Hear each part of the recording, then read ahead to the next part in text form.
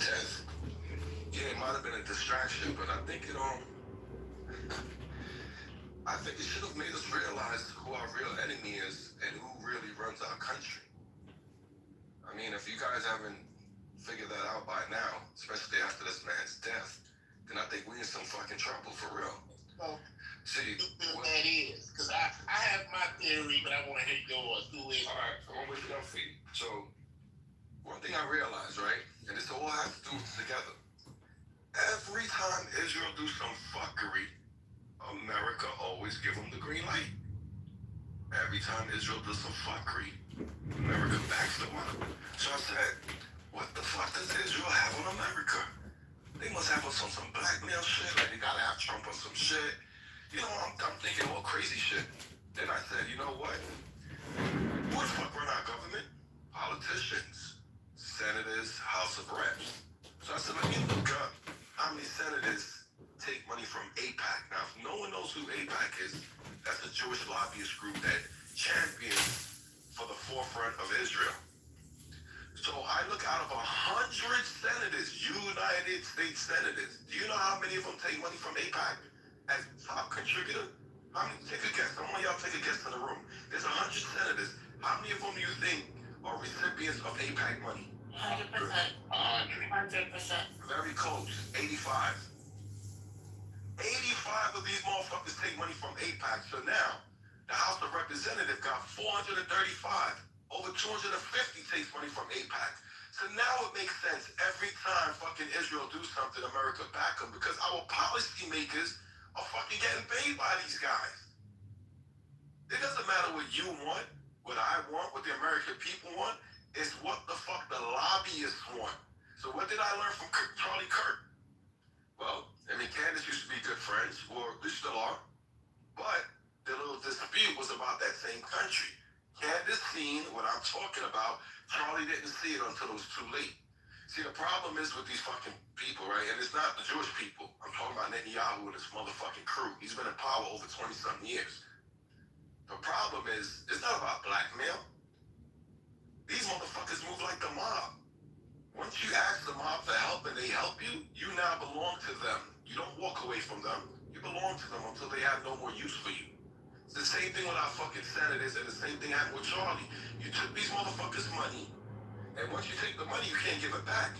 So the only thing left now is to fulfill whatever fucking agenda, policies, or legislation I need you to pass. And if you can't make it happen, nigga, I'm taking your job, or I might just offer you. I don't give a fuck. Ain't no man in the program. Yeah. So meaning, I'm gonna give you a prime example. Clinton. Hold on, Monica we'll get to you. Clinton, Monica Lewinsky, Netanyahu during the Abraham Accord meeting pulled him to the side and asked him to release a gentleman by the name of Jonathan Pollard. Who's Jonathan Pollard? A U.S. Navy intelligence officer that was stealing nuclear secrets and giving it to Israel. Got caught and got a life sentence. At the time, the FBI director was Tenet. Your boy Clinton came back and asked him to release him, and Tenet told him, motherfucker, I release him, I'm gonna resign, and I'm gonna expose all this shit. So guess what? Clinton couldn't do it. Guess what? Lewinsky happened. Now, when you go and you do your research of how even Lewinsky ended up in that motherfucking White House and see who hired her. Epstein. No, not Epstein, but one of Epstein's homeboys. You see what I'm saying? So what I learned from Charlie, we don't own our government. I don't give a fuck if you're Republican or Democrat. And I thought we learned that last year after learning that our president ain't really shit, don't do shit. We had Biden for 4 years. We probably seen him 2 times out of the 4 years, so we know our president ain't running shit. So it doesn't matter if it's Biden or Trump or whoever, fucking Clinton. Our government is controlled by Israel. You don't gotta look far. I just told you, 85% of our fucking senators take money from these niggas. Over half of our House of Representatives take money for these niggas. So when they're up there passing legislation or voting on laws or vetoing shit like get the fuck out, stop fucking helping Israel, killing these people, why do you think America always stand next to Israel? Because our politicians are bought already, and why we are not recognizing this. This is what I'm bugging the fuck about. I hear what's always talking about, the white man, the black man, and this man and that man. No, your fucking government got people stolen. Today came in with the Israel talk, and nobody said nothing. It's not like it's on. And that's the problem. You know? Motherfuckers afraid to speak about Israel, and this is another first thing I learned from Charlie. This whole shit, this whole distraction they're doing. Let me ask you something. If we were in fucking Nazi Germany, could you feel bad about the Nazis? Yes or no? Absolutely not. If you was in communist China, could you feel bad about them? No. Communist Russia. Absolutely not. Well, we could come to America and talk about our government, correct? We're supposed to be able to. Okay, so how are you going to try to penalize us? How are you going to try to penalize us for talking about a foreign government like Israel? This is a play I'm trying to show y'all. We here talking about, oh, your freedom of speech killed Charlie. It ain't about fucking Charlie. These motherfuckers is manipulating and taking over your government right in front of your face and distracting us with this fucking race shit. Distracting us with Republican or Democrats. They're the same fucking boat because they all getting paid by the same motherfucking shit. What the fuck is wrong with us?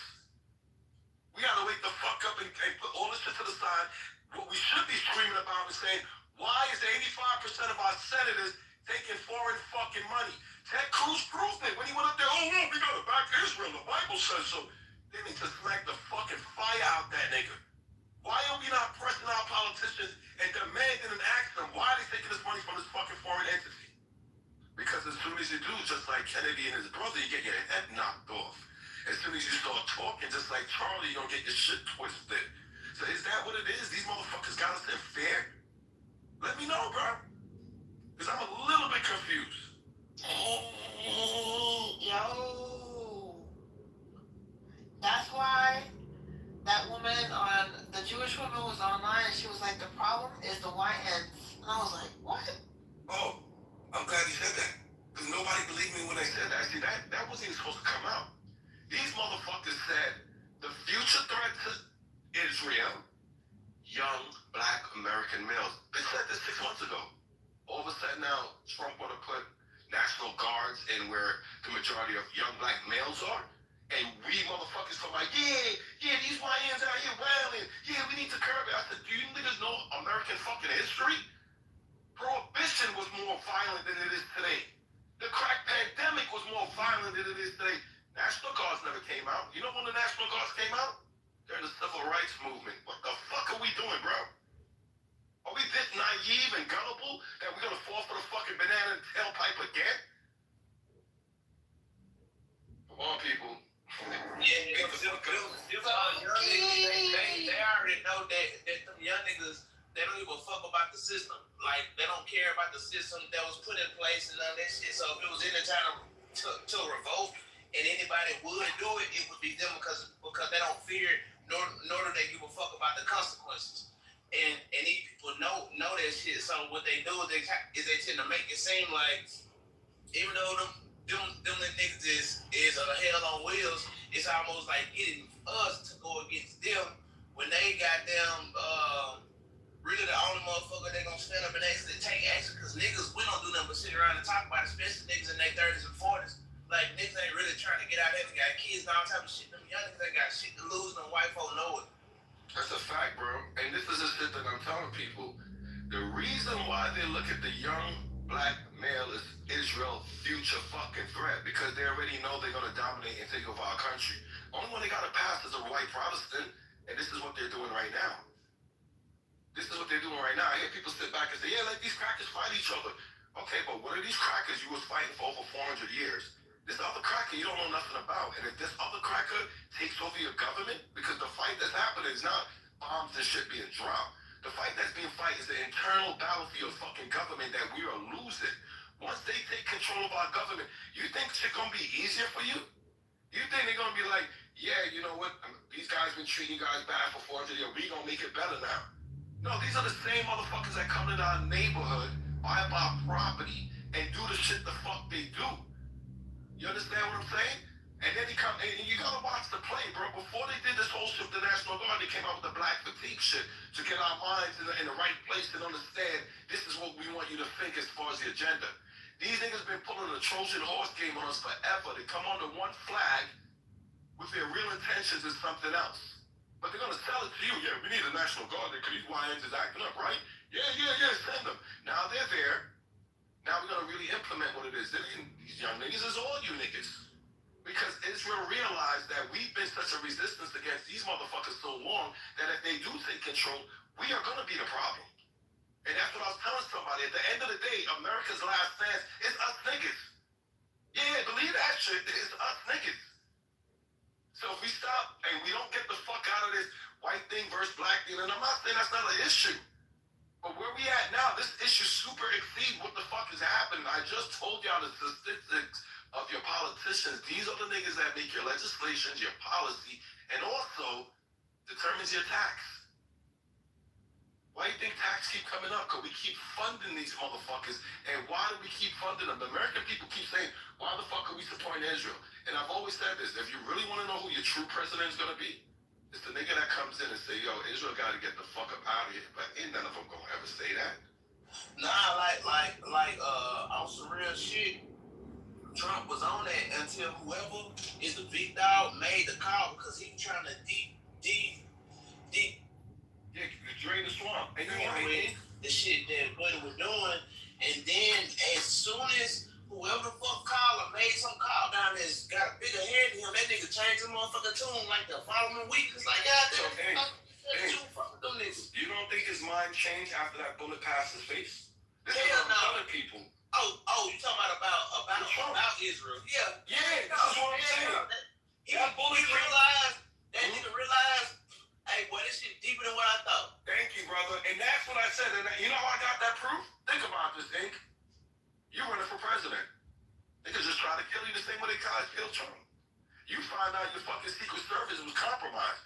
When you become president, you're going to leave it alone, Ink?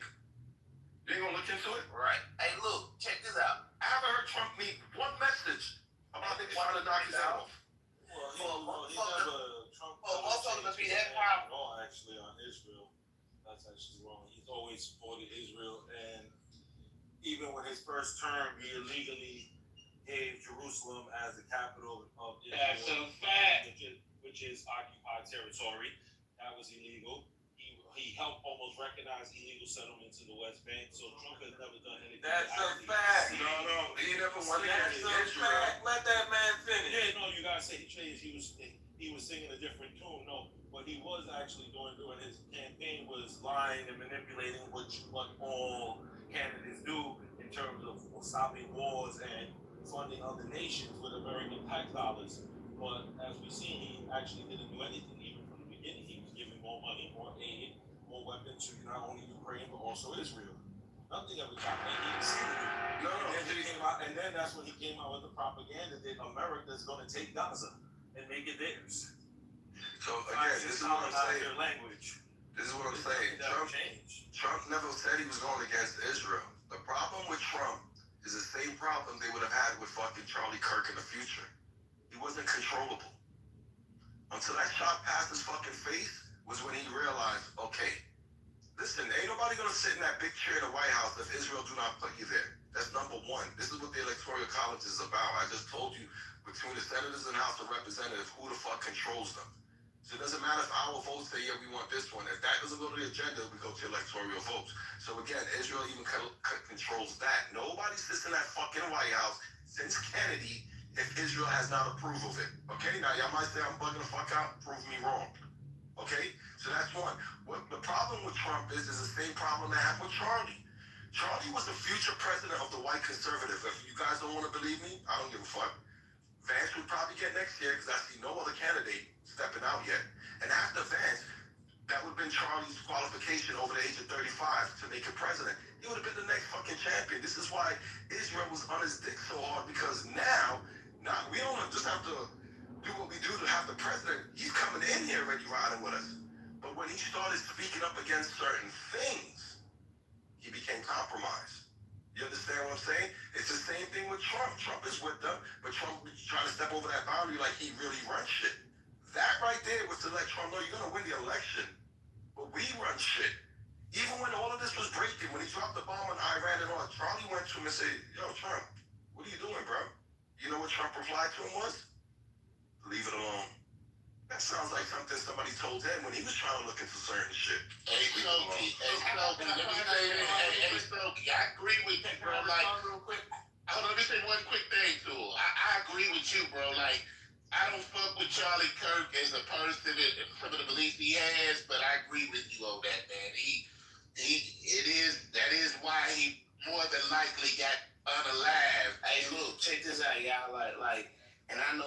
shit be going on, but we in the age of information today. And you got a lot of young motherfucking kids and grown-ups who are internet investigators, and these people do a good job at what they do. It's almost seeming like this whole Charlie Kirk thing wasn't even really a thing. It's something was staged and set up this way for it to look like this man got assassinated. And the more and more shit that comes out on a day-to-day basis of these people dissecting these fucking videos, and even me, I build weapons. The gun that they say that man got shot with, he should not have a head. Like, you shoot fucking moose and elephants with that type of gun. So the idea that bullet went in. You just have an awful bone mass. His bone. No, there's no fucking possible way. A motherfucker 30-06. Listen, a motherfucker 30-06 put a hole in steel. You know the steel target that you shoot at, a 30-06 will put a hole in it. Yeah, that shit would have took his head off. That man was a trained hitman. Let me say this real quick, man. Because, listen, I've been in the U.S. military, and you don't take a shot like that, one shot, without being trained. That man was a trained hitman. And let me tell you something, what I learned about this. This man was killed by his own party, the right-wing government. And yes, by your boy Israel. That is correct. The problem with, I wanted to say something back to what his brother Sophie is saying. Because he sounded like he developing a house Negro syndrome for Donald Trump. Don't put no Donald Trump been with, and I don't know where you get that nonsense from. Listen, Donald Trump been with Israel since the time he shot down Qasem Soleimani in 2017. What reason did he even have to shoot that general down? He wasn't even doing nothing. Oh, he's supposed to kill some Americans 10 years ago. Huh? And you just shoot the man out the sky? For no apparent reason. They almost started a regional war over that. This was in 2017, brother. I live in breed politics. So when people come out there and make it seem like Donald Trump wasn't bought and paid for, he was bought and paid for the first time he got out there. He was bought and paid for now. So he's going to be bought and paid for. He's bought and paid for because he's not a politician. And there was no way that he was going to become president without it. He didn't even have that type of cash. So what are you talking about then, Coop? Hold on, brother. Let me finish. You're talking for a while. Let me just get in. Well, then you should learn to listen. Hold on, brother. Let me just get in for a second and be respectful. Because I didn't disrespect you while you was talking. Now, what I'm saying is, Charlie Kirk got killed by his own party. He didn't get killed by some Democrat. He didn't get killed by no left-wing nut. He got killed by his own party, the party of hitmen. This is what the right wing do. They had lots of hitmen on payroll, and they killed people at will. Charlie Kirk went against the wrong people, evidently, and Charlie Kirk got whacked. That had nothing to do with us at all. Right? Now, let's keep it clear. When you talk about why Charlie Kirk died, right, and what this means for the U.S., right, people are using his death as propaganda, right? But people behind the scenes know that Israel was behind that death. But they're not going to say nothing. The same way they're not going to say nothing about what's going on in Gaza, right? It's the same thing. So Donald Trump himself is basically complicit in all of this. Okay, so you said that again. All right, you said that already. So let me respond to what you're saying. First of all, if you're talking about I'm some coon, nigga, you don't know me. I didn't know you. Whatever the word you use. No, you trying to say, yeah, you trying to say, hey, hold on, listen, Soki been in this, Soki ain't none of that, you gotta listen to him, bro. He ain't said none of that, go ahead, son. Noble, you know what it is? This is the problem that I realize, right? People listen, they don't listen to comprehend and understand what they're hearing. So this brother sit here talking about Trump being sold out. The first thing I said, if you listen, nobody sits in that fucking office without Israel approval. Did you hear that, brother? I say it again. I heard you when you said that. Since Kennedy, be quiet, just listen. Since Kennedy, nobody sits in that fucking office without Israel approval. So yeah, that means everybody sells out. What the fuck are you talking about? Ain't nobody said Trump this, and that. I said what it was. Trump was not obedient. He wasn't controllable his first fucking term. So his second one, they made sure you understood who the fuck is in charge. Do you get it now, or we still confused? Are you asking the question now? No. Do you get it now, or you still confused? No, I don't get it. I want to give a real quick, y'all, because I want to give an example of what Soki was talking about, and it makes a lot of sense. if Soki was wrong, then we would have straightened Netanyahu out for him bombing Qatar. If Qatar got a touch me not alliance with the United States and somebody bombs the United States, we're supposed to have fucked them up. That's like touching us. So the fact that we haven't done that, oh, well, Netanyahu came to the White House 4 times last month. Yeah, fuck all that. At the end of the day, that's a clear example of what Soki's talking about, but y'all continue. I disagree with that. First of all, when you say that, I agree with the facts of reality. not what you're saying. Hold on. Not exactly what you're saying. I'm talking about the point that Soki made, because I didn't get a chance to respond to it. When you say that presidents are bought and paid for, I don't technically believe in it like that. There are people in Congress and the politicians are bought and paid for, which leads them to have to move in a certain way. This is the problem of our government, because you have so many political PACs, right? Especially like APAC, one of the biggest PACs that we have in the government, right? So with that being said, when you say all of them are bought and paid for, no, I don't agree with that. Donald Trump just wants money. He's a prostitute. He's out for money. That's why he had Elon Musk rolling out there on the White House lawn. That's why he over there taking planes from people. This is what he does. He's a prostitute. And his only end goal is to get paid. So, listen, whether you say that that's right or wrong, that's fine.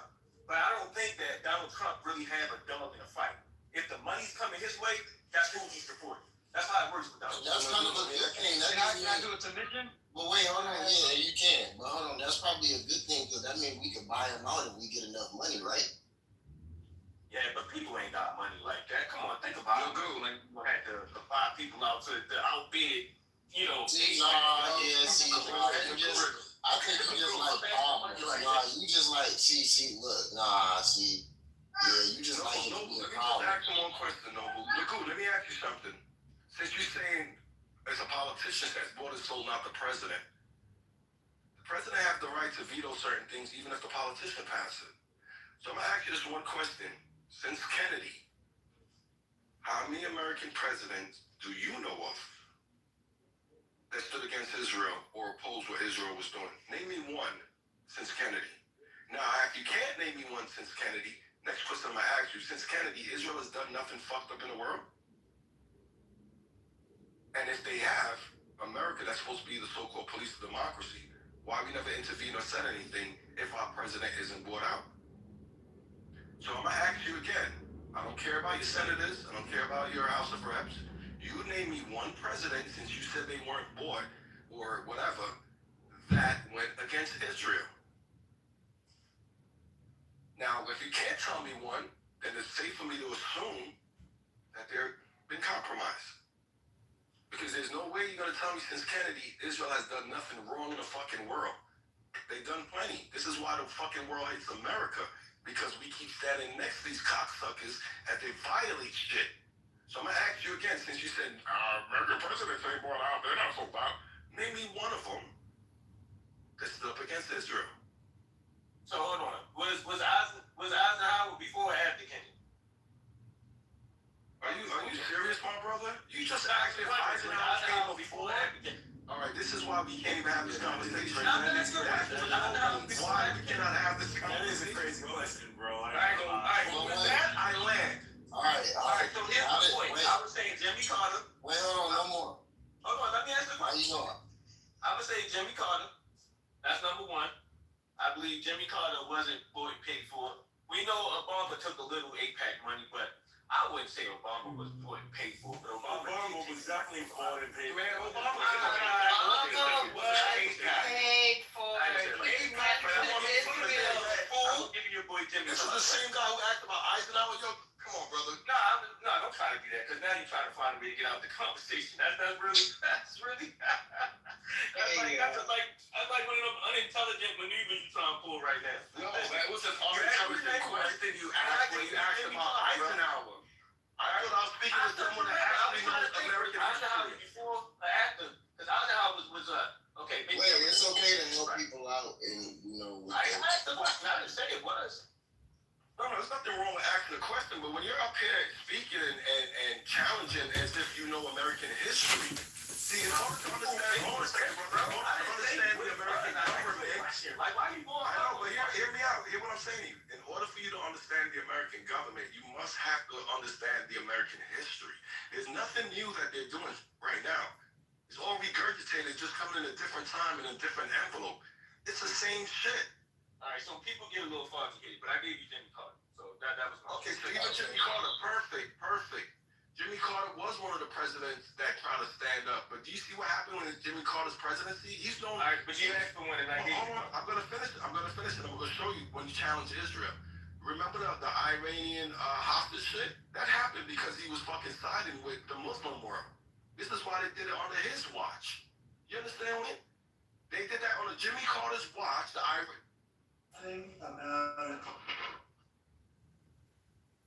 I have to say, I look at London where you have a terrible mayor, terrible mayor, and it's been so changed. Now they want to go to Sharia law, but you're in a different country. You can't do that. Both the immigration and their suicidal energy ideas will be the death of Western Europe if something is not done immediately. This cannot be sustained. What makes the world so beautiful is that each country is unique.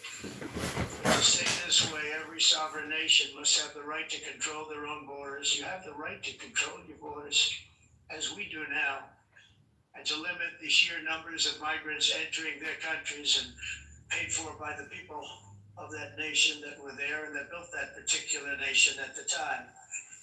They put their blood, sweat, tears, money into that country, and now they're being ruined. Proud nations must be allowed to protect their communities and prevent their societies from being overwhelmed by people they have never seen before, with different customs, religions, with different everything. Where migrants have violated laws, lodged false asylum claims, or claimed refugee status for illegitimate reasons, they should in many cases be immediately sent home.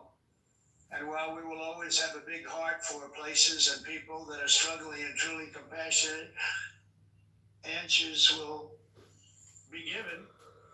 We have to solve the problem, and we have to solve it in their countries, not create new problems in our countries. And we are very helpful to a lot of countries that are just not able to send their people anymore. They used to send them to us in caravans of 25, 30,000 people each. These massive caravans of people pouring into our country, totally unchecked and unvetted. But not anymore. According to the Council of Europe in 2024, almost 50% of inmates in German prisons were foreign nationals or migrants. In Austria, the number was 53% of the people in prisons were from places that weren't from where they are now. In Greece, the number was 54%, and in Switzerland, beautiful Switzerland, 72% of the people in prisons are from outside of Switzerland. When your prisons are filled with so-called asylum seekers who repaid kindness, and that's what they did, they repaid kindness with crime.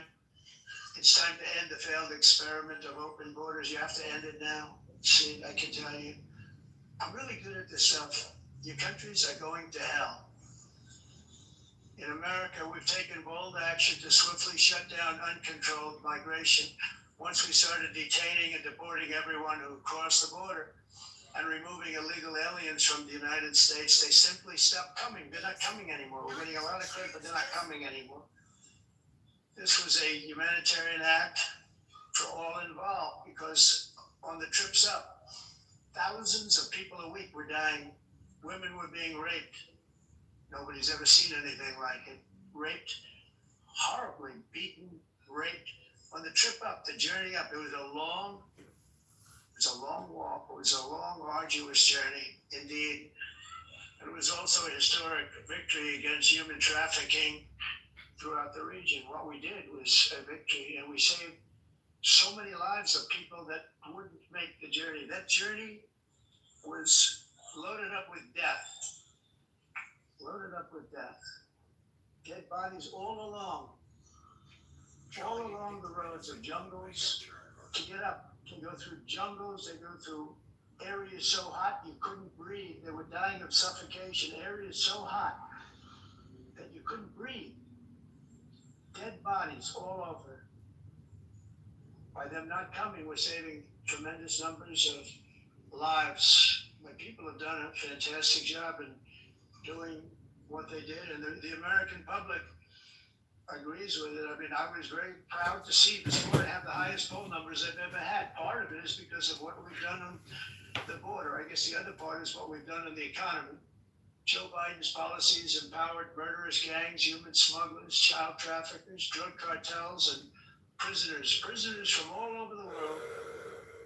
The previous administration also lost nearly 300,000 children. Think of that. They lost more than 300,000 children, little children, who were trafficked into the United States on the Biden watch, many of whom have been raped, exploited, and abused, and sold. Sold. Nobody talks about that. The fake news doesn't write about it. With many others, young children who are missing or dead. And we found a lot of these children and we're sending them back, and we've been sending them back to their parents. They said, nobody knows who they are. They said, where do you come from? And they'll give us a country and we'll find out and we'll figure it out and we'll bring them back to their homes. And the mother and father rush to the door, and their tears in their eyes. They can't believe that they're seeing their son or daughter, their little son or daughter again. We've done almost 30,000 of them so far. And he says that the results in the mass trafficking of children is inherently evil. Yet that is exactly what the globalist migration agenda has done, and it's what it's all about. In America, those days, as you know, are over. The Trump administration is working, and we are continuing to work to track down the villains that are causing this problem, and also, as I said, to get back the 30,000 we've already returned. Now I think we're going to have another. We're going to find a lot. We're not going to find all of them. 300, more than 300,000. They're lost or they're dead. They're lost or they're dead because of the animals that did this. To protect our citizens, I've also designated multiple savage drug cartels as far as that you see this, and you see it happening right before your eyes. Let's put it this way, people don't like taking big loads of drugs in boats anymore. There aren't too many boats that are traveling on the seas by Venezuela. They tend not to want to travel very quickly anymore.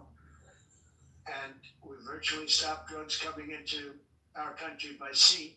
We call them the water drugs. They kill hundreds of thousands of people. I've also designated multiple savage drug cartels as far as foreign terrorist organizations, along with two bloodthirsty transnational gangs, probably the worst gangs anywhere in the world, MS-13 and Tren de Aragua.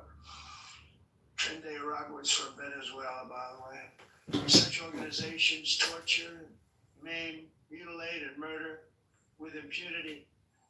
They're the enemies of all humanity. For this reason, we've recently begun using the supreme power of the United States military to destroy Venezuela terrorists and trafficking networks led by Nicolas Maduro. To every terrorist thug smuggling poisonous drugs into the United States of America, please be warned that we will blow you out of existence. That's what we're doing. We have no choice. Can't let it happen. They're destroying. I believe we lost 300,000 people last year to drugs. 300,000. Fentanyl and other drugs. Each boat that we sink carries drugs that would kill more than 25,000 Americans. We will not let that happen. Energy is another area where the United States is now thriving like never before. We're getting rid of the falsely named renewables. By the way, they're a joke. They don't work. They're too expensive.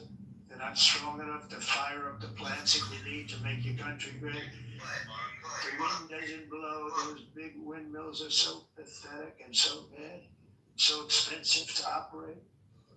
And they have to be rebuilt all the time. They start to rust and rot. Most expensive energy ever conceived. And It's actually energy. You're supposed to make money with energy, not lose money. You lose money, the governments have to subsidize. You can't let them out without massive subsidies. And most of them are built in China, and I give China a lot of credit. They build them, but they very few wind farms. So why is it that they build them and they send them all over the world? Close the files or keep reading. They barely use them. You know, they use coal, they use gas, they use almost anything, but they don't like wind. But they sure as hell like selling the windmills. Europe, on the other hand, is a long way to go, with many countries being on the brink of destruction because of the green energy agenda. And I give a lot of credit to Germany. Germany was being led down a very sick path, both on immigration, by the way, and on energy. They were going green, and they were going bankrupt. And the new leadership came in, and they went back to where they were, with fossil fuel and with nuclear, which is good. It's now safe, and you can do it properly. But they went back to where they were, and they opened up a lot of different plants, energy producing plants, and they're doing well. I give Germany a lot of credit for that. They've said this is a disaster, what's happening. They were going all green. All green is all bankrupt. That's what it represents.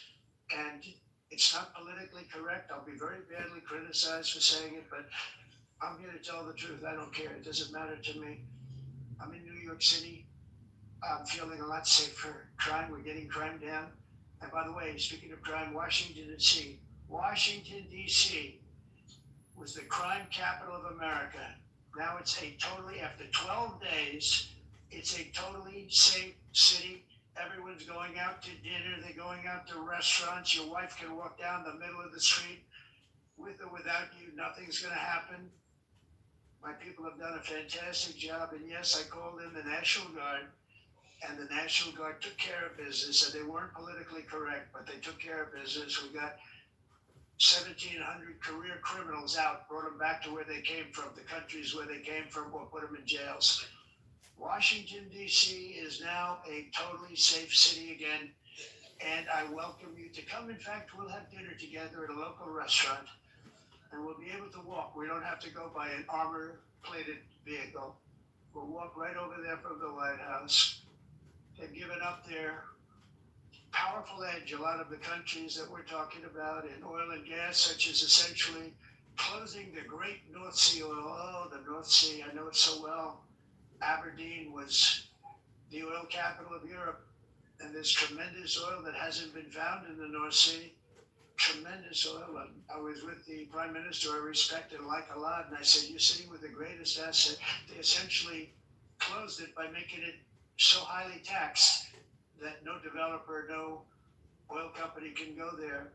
They have tremendous oil left, and more importantly, they have tremendous oil that hasn't even been found yet. And what a tremendous asset for the United Kingdom.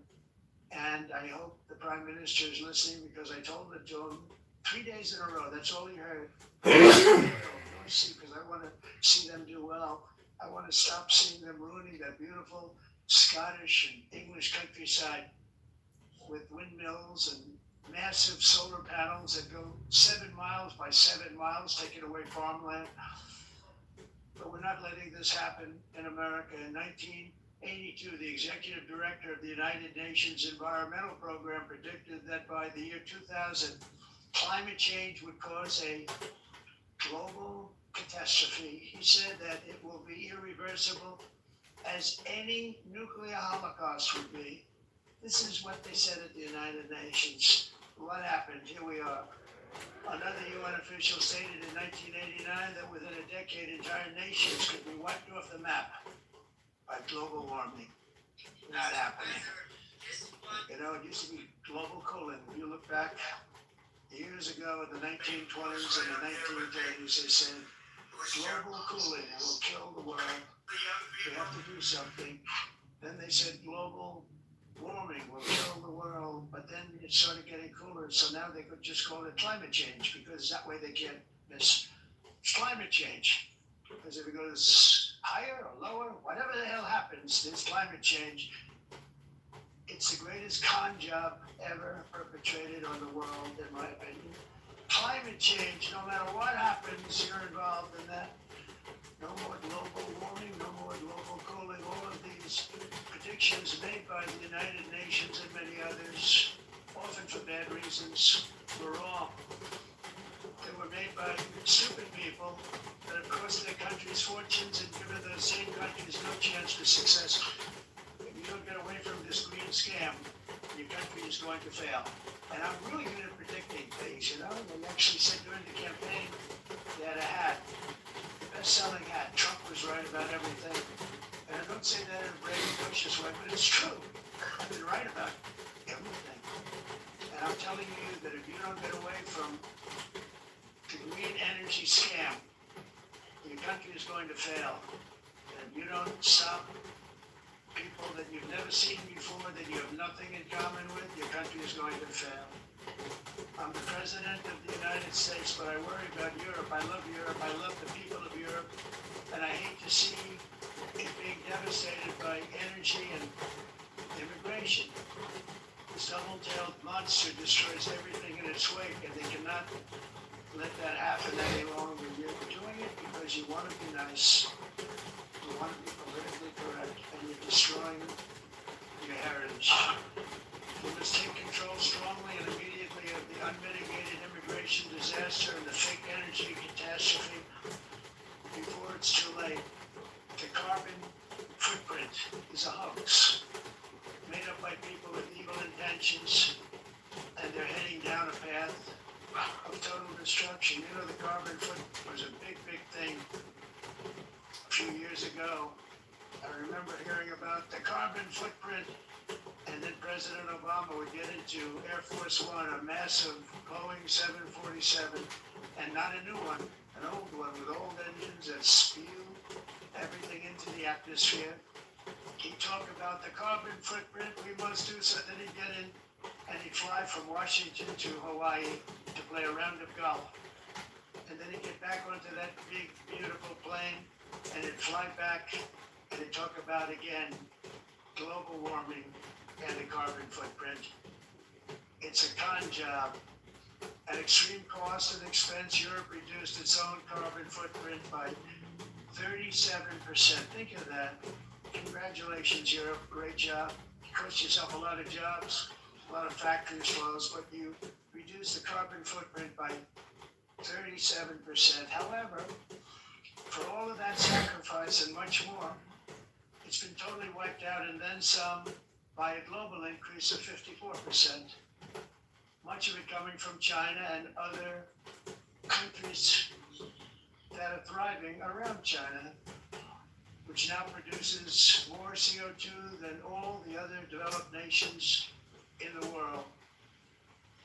So all of these countries are working so hard on the carbon footprint, which is nonsense, by the way. It's nonsense.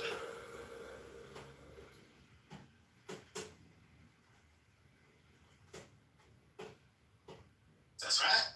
Everything should stop. No more cows. We don't want cows anymore. I guess they want to kill all the cows. They want to do things that are just unbelievable. And you have it too. But you know, we have a border, strong, and we have a shape. They eat the And dogs. that shape doesn't just go straight up. That shape is amorphous when it comes to the atmosphere. And if we had the most clean air, and I think we do, we have very clean air. We have the cleanest air we've had in many, many years. But the problem is that other countries, like China, which has air that's a little bit rough, it blows. And no matter what you're doing down here, the air up here tends to get very dirty because it comes in from other countries where their air isn't so clean. And the environmentalists refuse to acknowledge that. Same thing with garbage. In Asia, they dump much of their garbage right into the ocean. And over about a 1 week and 2 week journey, it flows right past Los Angeles. You've seen it. Massive amounts of garbage, almost too much to do anything about. Flowing past Los Angeles, past San Francisco. And then somebody will get in trouble because he dropped a cigarette on the beach. The whole thing is crazy. The primary effect of these brutal green energy policies has not been to help the environment, but to redistribute manufacturing and industrial activity from developed countries that follow the insane rules that are put down to polluting countries that break the rules and are making a fortune. They're making a fortune. European electricity bills are now 4 to 5 times more expensive than those in China, and 2 to 3 times higher than the United States. And our bills are coming way down. You probably see that our gasoline prices are way down. You know, we have an expression, drill. Nós reduzimos os custos de energia porque nós faremos como a expressão, vamos fazer tudo isso, reduzir os custos de energia e os custos diminuíram nos Estados Unidos. To see one, Por exemplo, se você olhar electric cars, nos países em approximately faturas de energia, 1,800 heat-related deaths Nós não- related. So mas nós nos Estados Unidos conseguimos usar eles e evitar aumento da temperatura. Like it's talking, like it's still Trump. Someone. okay, I'm typing it in then. Isso hubs. The a muda. asking industrialized nation. Esse agenda mundialista não tem nenhum sentido. There it is. 2030, Russia was given an old standard that was easy to meet, 1990 standard. For the United States, we're supposed to pay like $1 trillion. And I said, this is another scam. The fact is, the United States has been taken advantage of by the world for many, many years, but not any longer, as you probably noticed. I unleashed massive energy production and signed historic executive orders to hunt for oil, but we don't have to do much hunting because we have the most oil of any nation anywhere, oil and gas in the world. And if you add coal, we have the most of any nation in the world. Clean, I call it clean, beautiful coal. You can do things today with coal that you couldn't have done 10 years ago, 15 years. So I have a little standing order in the White House. Never use the word coal, only use the words clean, beautiful coal. Sounds much better, doesn't it? But we stand ready to provide any country with abundant, affordable energy supplies if you need them, when most of you do. We're proudly exporting energy all over the world. We're now the largest exporter. In the United States, we want trade and robust commerce with all nations, everybody. We want to help nations. We're going to help nations. But it must also be fair and reciprocal. The challenge with trade is much the same with climate. The countries that follow the rules, all their factories have been plundered. It's really sad to watch. They've been broken. They've been broken by countries that broke the rules. That's why the United States is now applying tariffs to other countries, and much as these tariffs were for many years applied to us, uncontrollably applied to us, we've used tariffs as a defense mechanism under the Trump administration, including my first term, where hundreds of billions of dollars of tariffs were taken in. And by the way, we had the lowest inflation, and now we have very low inflation. And the only thing different is that we have hundreds of billions of dollars flowing into our country. But this is how we will ensure that the system works for everyone and is sustainable into the future. We're also using tariffs to defend our sovereignty and security throughout the world, including against nations that have taken advantage of former U.S. administrations for decades, including the most corrupt, incompetent administration in history, the sleepy Joe Biden administration. Brazil now faces major tariffs in response to its unprecedented efforts to interfere in the rights and freedoms of our American citizens and others, with censorship, repression, weaponization, judicial corruption, and targeting of political critics in the United States. I have a little problem saying this because I must tell you, I was walking in and the leader of Brazil was walking out. We saw him and I saw him, he saw me, and we embraced. And then I'm saying, can you believe I'm going to be saying this in just 2 minutes? But we actually agreed that we would meet next week. We We didn't have much time to talk, like about 20 seconds. They were in retrospect, I'm glad I waited because this thing didn't work out too well. But we did talk. We had a good talk, and we agreed to meet next week if that's of interest. But he seemed like a very nice man, actually. I liked him. But if you, and I only do business with people I like. When I don't like them, I don't like them. But we had, at least for about 39 seconds, we had excellent chemistry. It's a good sign.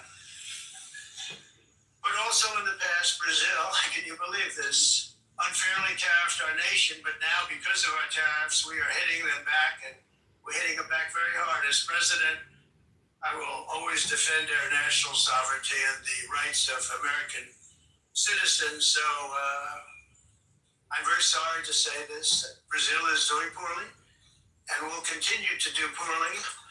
They can only do well when they're working with us. Without us, they will fail just as others have failed. It's true. Next year, the United States will celebrate the 250th anniversary of our glorious independence, a testament to enduring power and American freedom and spirit. We will also be proudly hosting the 2026 FIFA World Cup, and shortly thereafter, the 2028 Olympics, which is going to be very exciting. I hope you all come. I hope that countless people from all over the globe will take part of these will be great celebrations of liberty and human achievement, and that together we all can rejoice in the miracles of history that began in July 4th, 1776, when we founded the light to all nations. And it's something really that an amazing thing came out of that date. It's called the United States of America. In honor of this momentous anniversary, I hope that all countries who find inspiration in our example will join us in renewing our commitment, values, and those values really that we hold so dear together. Let us defend free speech and free expression. Let us protect religious liberty, including for the most persecuted religion on the planet today. It's called Christianity. And let us safeguard our sovereignty and cherish qualities that have made each of our nations so special, incredible, and extraordinary. In closing, I just want to repeat that immigration and the high cost of so-called green renewable energy is destroying a large part of the free world and a large part of our planet. Countries that cherish freedom are fading fast because of their policies on these two subjects. You need strong borders and traditional energy sources if you are going to be great again. Whether you have come from north or south, east or west, near or far, every leader in this beautiful hall today represents a rich culture, a noble history, and a proud heritage that makes each nation majestic and unique, unlike anything else in human history or any other place on the face of the earth. From London to Lima, from Rome to Athens, from Paris to Seoul, from Cairo to Tokyo and Amsterdam to right here in New York City, we stand on the shoulders of the leaders and legends, generals and giants, heroes and titans who won and built our beloved nations, all of our nations, with their own courage, strength, spirit, and skill. Our ancestors climbed mountains, conquered oceans, crossed deserts, and trekked over wide open plains. They charged into thunderous battles, plunged into grave dangers, and they were soldiers and farmers and workers and warriors and explorers and patriots. They built towns into cities, tribes into kingdoms, ideas into industries, and small islands into mighty empires. You're a part of all of that. They were champions for their people who never gave up and who never, ever gave in. Their values defined our national identities. Their visions forged our magnificent destiny. Everybody in this room is a part of it in your own way.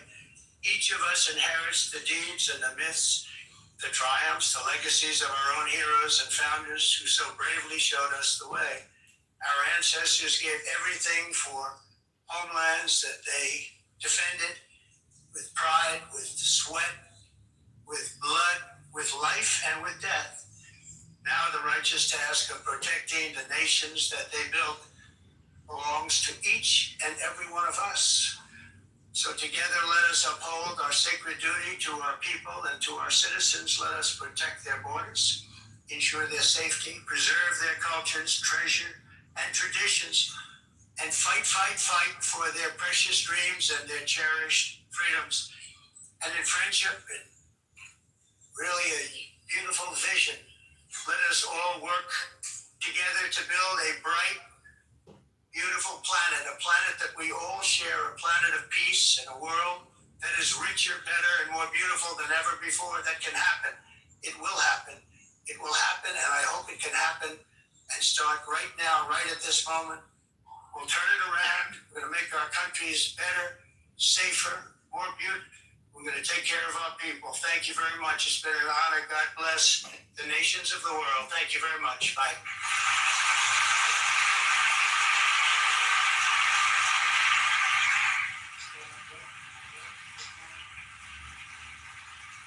That's right, that's right, that's right.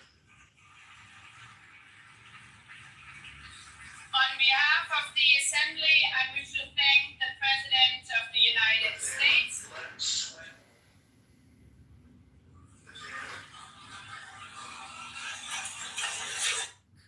Charlie didn't get the benefit of. All right, he's gone. A couple of light plays. That was powerful, though. It was a good speech. That was awesome. Not great. It was not amazing, yeah. Well, the beginning was millions and millions and millions and millions. no, like the indictments against the UN throughout, and I don't really understand his obsession with Biden. I mean, it's over. Like, move on. He's not running anymore. He's hardly walking. Like, who cares? Like, no one cares. My favorite. My talk about Trump for like 10 years straight. My favorite part was the part in Portuguese. I think Brandon was a big part of Trump's campaign. I think he's pissed off about the UN because they decided to move their headquarters out of New York and into Kenya. No, you're kind of wrong with that. You're kind of right, you're kind of wrong. They're not moving the headquarters for the UN to Kenya. They're moving like a women's branch to Kenya. It's like women's rights or some shit. A part of the branches to Kenya. But the UN's the same right there in New York. I'd like to say that I thought it was brilliant, perfect. I mean, he's not going to magically become John Kennedy overnight, but that was Trump at an 11. That was Trump plus content and performance. I give him full props. I don't like everything he says. I'm wrong. It literally says in a landmark decision that could redefine Africa's role in global diplomacy, the United Nations has announced that UN women, UNICEF, and let me finish, and the United Nations Populations Fund will relocate their global headquarters from New York City to Nairobi, Kenya. Let me finish. Damn. I already read that before. You put my point. Be a little slower, please. Sentence. So he also mentioned the misuse of funds that United Nations was using and appropriating, and I just said that the relocation of the United Nations fund will be in Kenya. So that's why I just told you that. All right, you got it. I just told you that. The UN itself is going to Keep reading, sure. Keep reading the article and learning about it and then telling us. That's what I'm saying, though. I've already read that like weeks ago. And that's not new news. Yeah, like, he thinks they're moving the whole United Nations to Kenya, which they're not. They're moving certain departments to Kenya, but not the whole overall United Nations. That's what she's not comprehending what she's reading. Yeah, and Daniel, the reason why he keeps bringing up Biden is because Biden represents the pinnacle of progressivism, and he knows that, and he knows that the United Nations also embraces that. And so it's a dig at both, not so much a dig at Biden as a dig at the progressive leftist elements in the UN. Obama. That was your guy, and he screwed everything up, and I'm calling him a loser. Well, I did. My take. Thank you very much. Yeah, I understand. I mean, so he could have said, like, I don't know, woke, progressive, Islamist, whatever he wants to say, but to call, like, I think he's kind of minimizing it when he says Biden, because, you know, that's a person. Sleepy Joe. It's like, I don't know, it was a bit. You're right. It's not graceful. It's not presidential. Yes, you are correct. But we can't change Trump. Sure, if he had dialed it back 5% in 2020, he would have won. But he can't contain himself. No, so what I say is that for a Trump, that's as good as you're going to ever get. No, I'm not talking about the style. I'm talking about, like, the timing. Like, it's in the past. Like, yes, he used to do all this Sleepy Joe bullshit, but, like, the campaign is over. But it's not running anymore. Like, who are you fighting? It's that's a bit weird. But that's not the point of the speech. I guess it was more about how America is great and how they are powerful and how all this the environmentalists kind of infected countries, or the way that he kind of phrased it, and the UN. That the UN is basically a useless body. I don't think he went that far. No. I don't believe he denounced the UN as a useless body. That's not my takeaway. He said well, the UN is good for an elevator that stops halfway and a teleporter that is not working. He said that all of these negotiations to stop wars, the UN didn't even give him a call or to try to help. He said, what else they said about the UN? That they would paying illegal immigrants to go into the United States, and that they're basically the problem of illegal immigration into Europe as well. He was maybe useless was even good. He was actually saying that they are harmful. Would you believe that? He said that they're actually doing this, the opposite of what they're supposed to do. And what they're good for is a faulty elevator and a teleprompter that is not good. Okay. I'm not going to argue. You're not wrong. Obviously.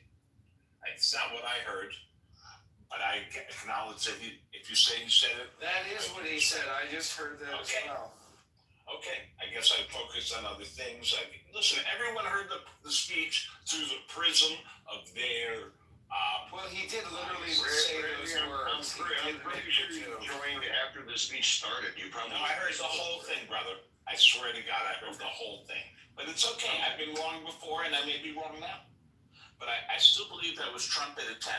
And I guess so. I accept what Daniel said. He denounced the UN. I disagree with him. I think it has a certain usefulness, but there's no doubt, for example, I really don't want to make it about my politics. I stand by the speech. I think he had nothing to be embarrassed for. Except I acknowledge, it's Trump at a 10. He's not. I wish he hadn't said certain things. I wish he could be less of a bully. It's bullying at this point. What did you say, Trump? I put a link in the chat that is a clip. What did you say? Trump at a 10? What did you say? I said, this is Trump. Well, I want to say it's a 10 for Trump. Hold on, I just want to understand this sentence because I don't know it. What I'm saying is this. Okay, let me get my concept out here. He is just the meaning of what is Trump at a 10. What is meaning for what he is capable of. For what he is capable of, this is the best he can do. In other words, he's not going to magically become John Kennedy, or he's not going to magically become, it didn't mean Trump. I meant the sentence. Trump at his 10, meaning Trump is his best, right? That's what bingo.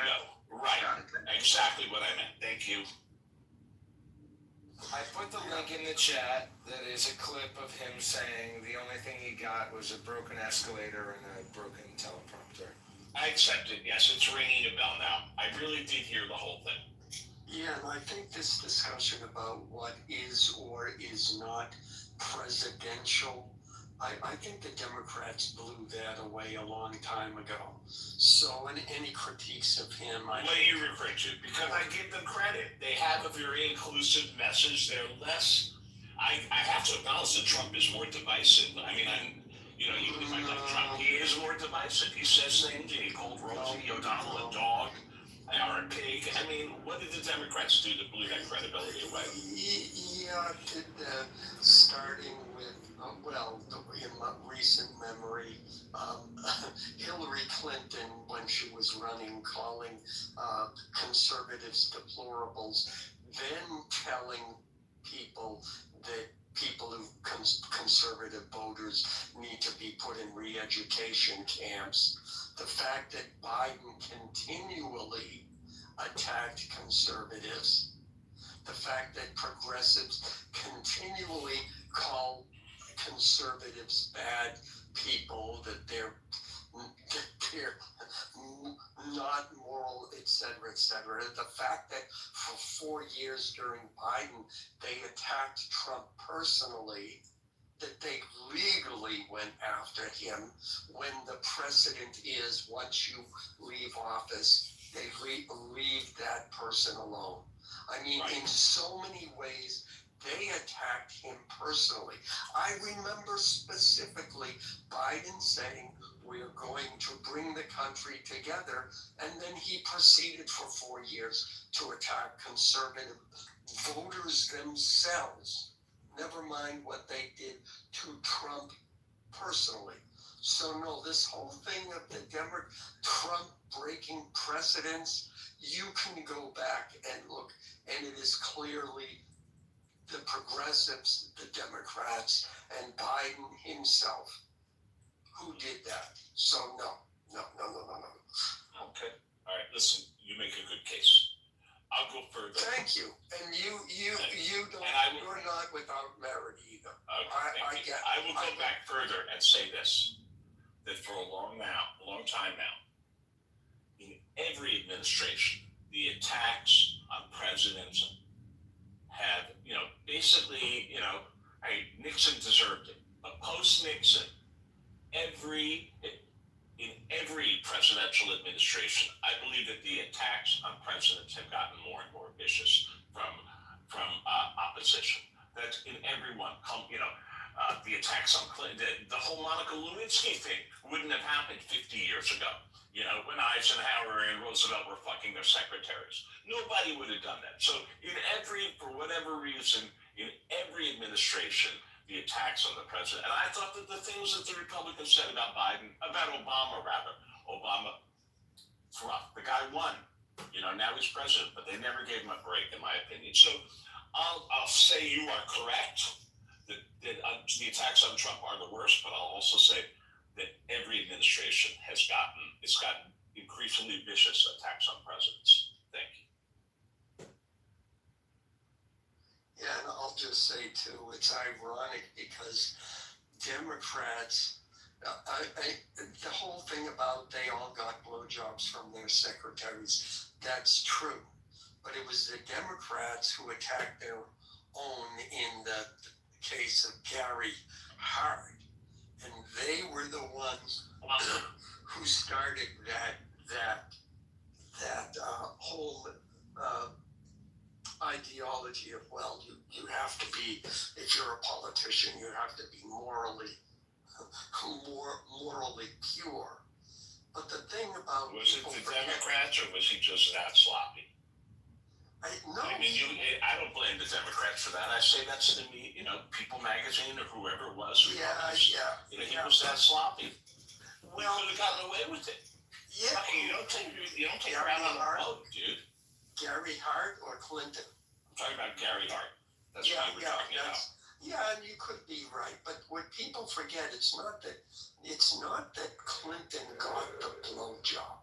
Nobody cares, and who would want to get a blowjob from Hillary at that point? I mean, it makes me shudder. But that joking aside, the fact that it came out and he lied directly to not only the American public, but then lied about it under oath.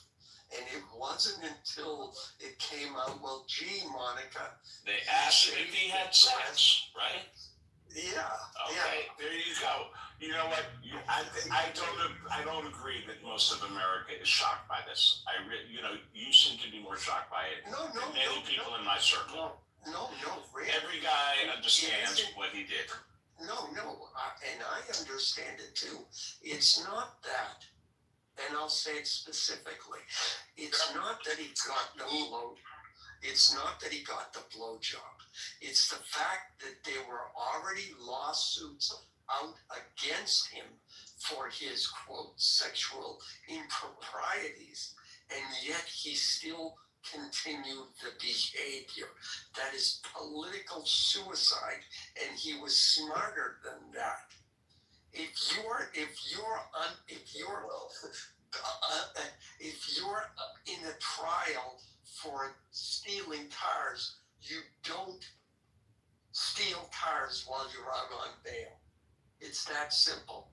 It's like the guy who was, it's hilarious, the guy who was charged for driving without a license, appearing in a Zoom call in his car using his phone, driving. Literally, the judge looked at him and said, "Yeah, you're guilty." That's the problem I had with Clinton. Everybody knew that people in power got blowjobs. That was not for me anyway. Oh my God, you're a room killer, Alan. I just want to point out that Trump speaks at the same speed as I do. Hello.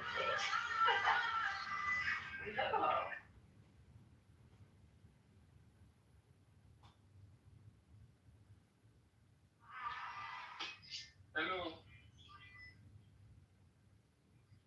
Hello, Dave. What's going on, brother?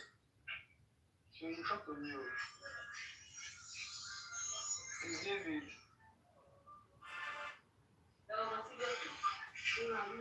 This is my life song too.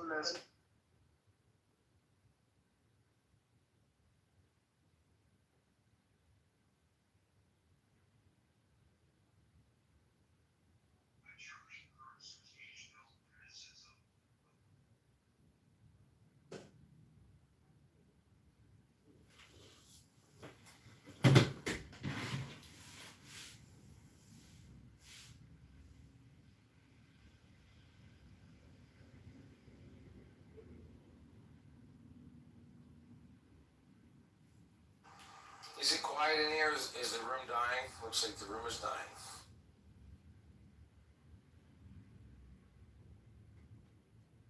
I blame Trump. No, I was reading something. I saw like a news, but I wanted to fact check it first, so I'm still fact checking it. No, just say it with reckless abandon, and then stick to your guns when it's proven incorrect. No, it's an accusation of the French consulate in East Jerusalem for working with the FNP and Hamas, and I'm looking for official statement from the French government to see if there's any mention of an investigation. So I'm still checking if it's true or not. Well, the last thing I heard is that France is like heavily pro-Palestinian, or that could have been BS too. No, the French government is the one that was leading this, what we're seeing right now at the New York conference for the two-state solution and to acknowledging Palestine as a state. This is them and the Saudis, Macron, the MBS.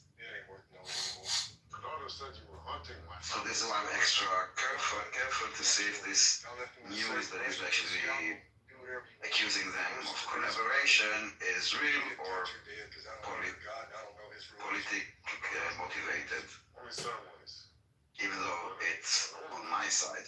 At what point does working with quote unquote turn into collaboration?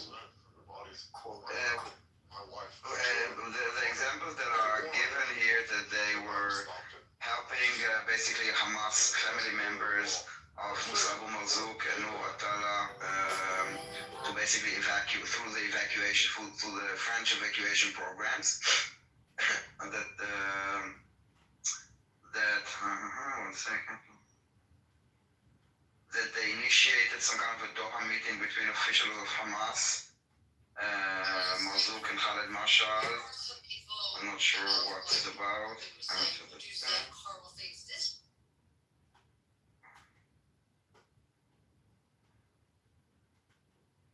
They created some kind of a program in the consulate with the PFLP, which is a terrorist organization.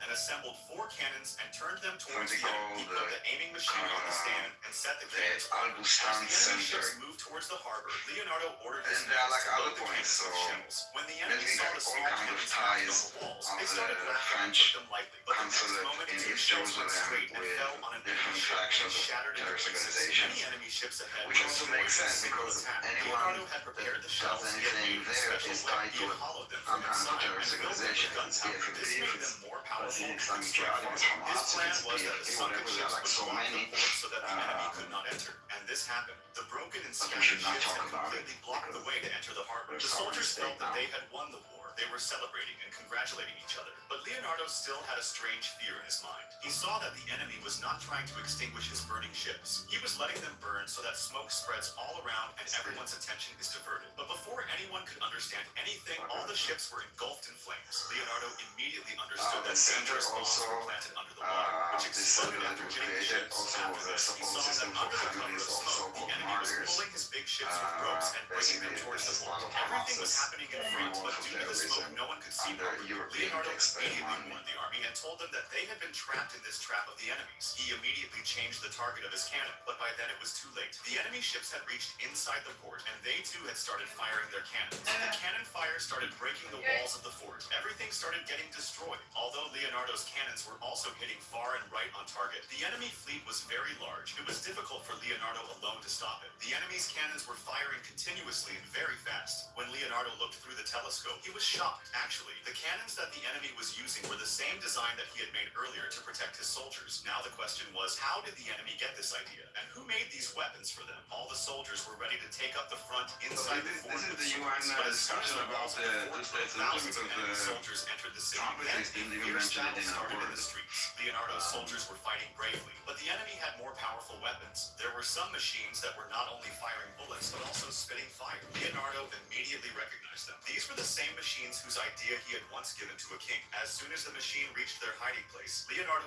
immediately ordered, "Put all the wine barrels behind You guys the are gaining quite the audience, and more because audience he had from made the it himself. speakers. As soon as the deadly machine fired shells to break the door, the barrels full of wine burst, and there was a terrible explosion, due to which the enemy machine was completely destroyed. When Leonardo came out and looked, the fight had stopped. You guys see the video last night of Macron is trying to get to the UN World Headquarters, which is hard to get to, but he is blocked off by some sort of convoy, and he realizes it's Trump, so he calls Trump and he's like, "Hey, I'm trying to get to the UN, can you let us in?"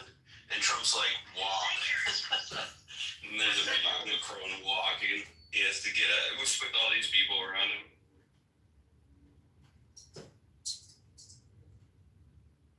That's hilarious. Macron's such a beta.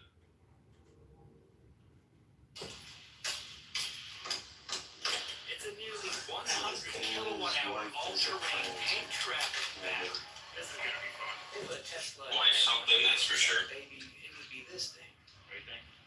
That's a big battery. Even though 100 kilowatt hours. What's all that about? In a few days, the power tank won't be enough to power the administration. I think the first thing Trump judges when he's deciding your character is how hot your wife is.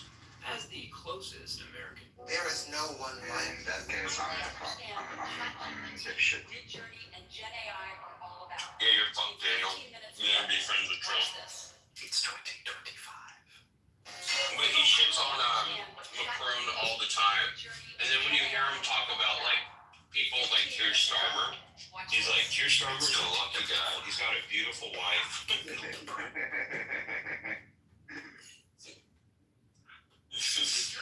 So he hates Macron because of his wife? It doesn't help. It doesn't help, that's for sure. Yeah, he doesn't don't see him as a man, Macron. You're gonna, yeah. He's not hot-wired. It doesn't mean Trump likes you, but he'll respect you. Like, there's shit, bro. That's what I mean. You gotta treat him like a child, and having like your teacher as your wife doesn't help your image as a child. That's true. Well, look, the fact that she's older than Macron, and by a significant amount, and the fact, I forget the details, how old they were When they met, Macron was like 17 or something. Yeah, I mean, clearly there's a power dynamic there that I think not only Trump, but a lot of us males can relate to as being beta. Yeah, he was elected the president of the. Seems like you forgot again. Of the French. So let me remind you. This is true. You made it through Was things it you thought him would or break was it you. his wife? You stood alone in Britain. You fought with a heavy heart. Yeah, I mean, you know, I can say that giving credit to Macron himself, but at the same time, we can also recognize that, yeah, was it him or was it the wife pulling the strings? I think that, I'm not changing the subject, but it's still a point of Macron, but a different point. Macron got rich by working at Rothschild's as an investment banker. There's something about the fact that he's such a fucking loser, especially when it comes to the Middle East, and he, you know, the way he got his start was working at Rothschild's. Something about that just pisses me off so much. I guess I hate people that use Jewish institutions but support terrorism. I hope Macron gets, kicked out of. I don't understand. This is the other thing. How the fuck do European politics work? They have a prime minister and a president, but Macron's the highest position, right, as a prime minister, but there's also a president that stepped down. Am I wrong? The prime minister deals with international affairs, the president deals with domestic affairs. No, it's different in every country. It's not like a European thing. Some have like the president is the head of state, some have prime minister as the head of state.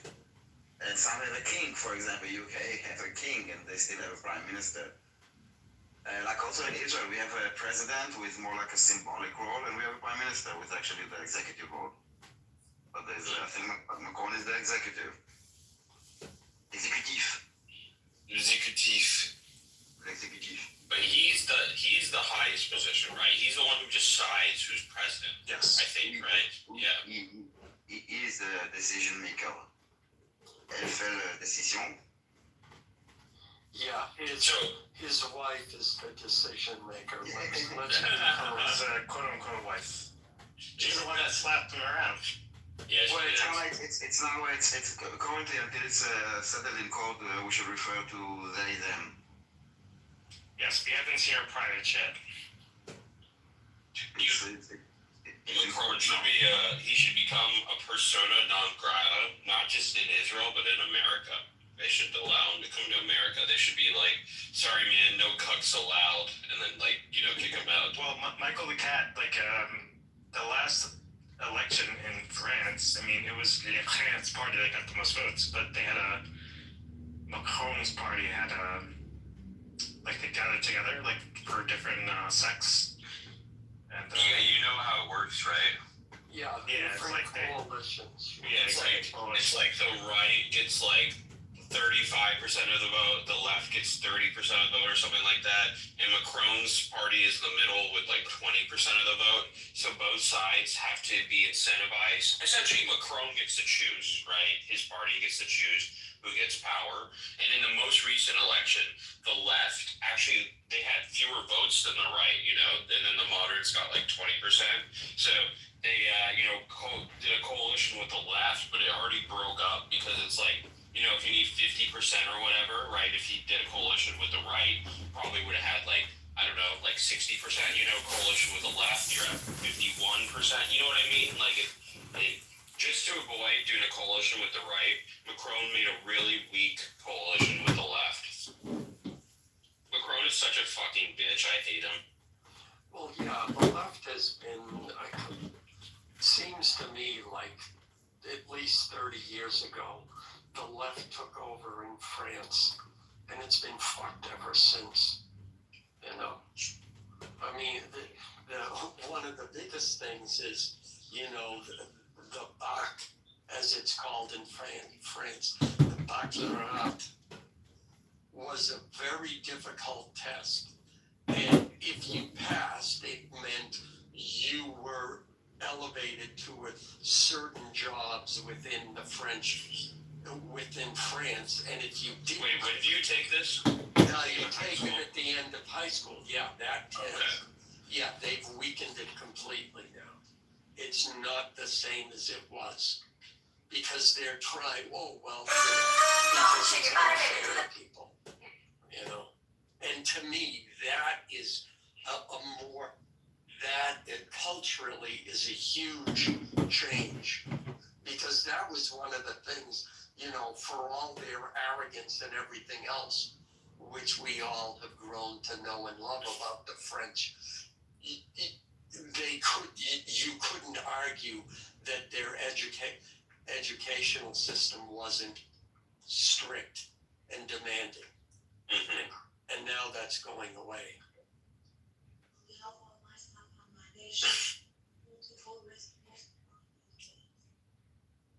Yeah, no, that makes sense. United Nations General Assembly, the presence of humanity. I guess they just like in general. Oh, sorry. Which represents the collective conscience of humanity. Is this the UN? Mr. Young. Yeah, it's kind of soft, Daniel. The volume level. Dude, I always think about how these people are just down the street from me right now. I'm not too far from that building. At the outset of my speech, go up and say hello. I'm sure they'd be happy to welcome you in. I pissed on the UN building. At a time when Palestine is being recognized I've also smoked a joint right outside their fence. So have some of the finest hobos and bums. I'm glad to include me among them. Also for our Palestinian brothers and sisters whose voices are being heard. Which country is speaking? Who announced that they recognize the state of Palestine and that sounds like Lisa. Recognize the state of Palestine is the best possible. Esteemed President, distinguished members, the United Nations Charter was signed in San Francisco 8 years ago and it entered into force on October the 24th, 1945. I would like to recall here again the first words of the first article of the UN Charter. The purpose of the United Nations is to maintain international peace and security. As we celebrate the 80th anniversary of the UN in this hall, grave events are unfolding in many parts of the world and cast a shadow over the very first words of the UN Charter's opening article.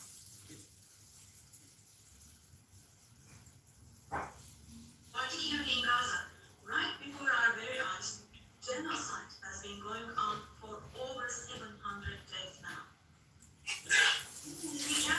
As we speak now, what country is this?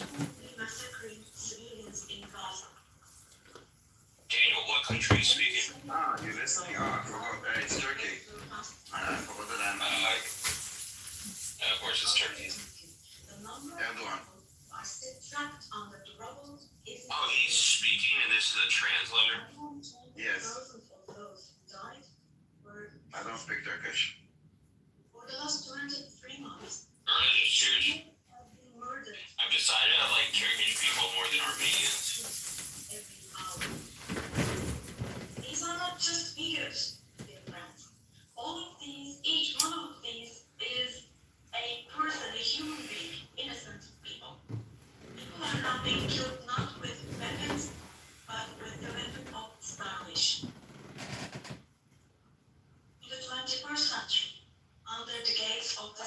so much shit that comes from Erdogan's mouth. I hope he dies.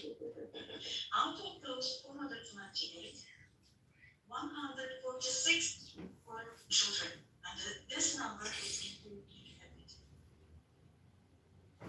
Now, I will show you a photo, which is a picture from daily life in Gaza. The first photo, as you see, these are people. These are women with these cups that they are holding in their hands, cups and buckets. Just feel your conscience and answer the following question. Can we possibly have a reasonable reason for this brutality in 2025? This shameful picture in Gaza has been unfolding and is being repeated every day for 23 months now. And there are 2.5 million Gazans who live in 365 square kilometers, and every day what happens is they are being dragged from one place to another. The healthcare infrastructure of Gaza is completely cracked. Doctors have been killed, or they have disappeared. They just say the same thing over and over again. It's just like, it's just crazy. Surgery is not possible. How many times are they going to say journalists died? Now, dear friends, now is Tayyip Erdogan with a heavy heart, with my heart bleeding here. I'm telling you. Hopefully he has a heart attack. Bleeding for a heart attack.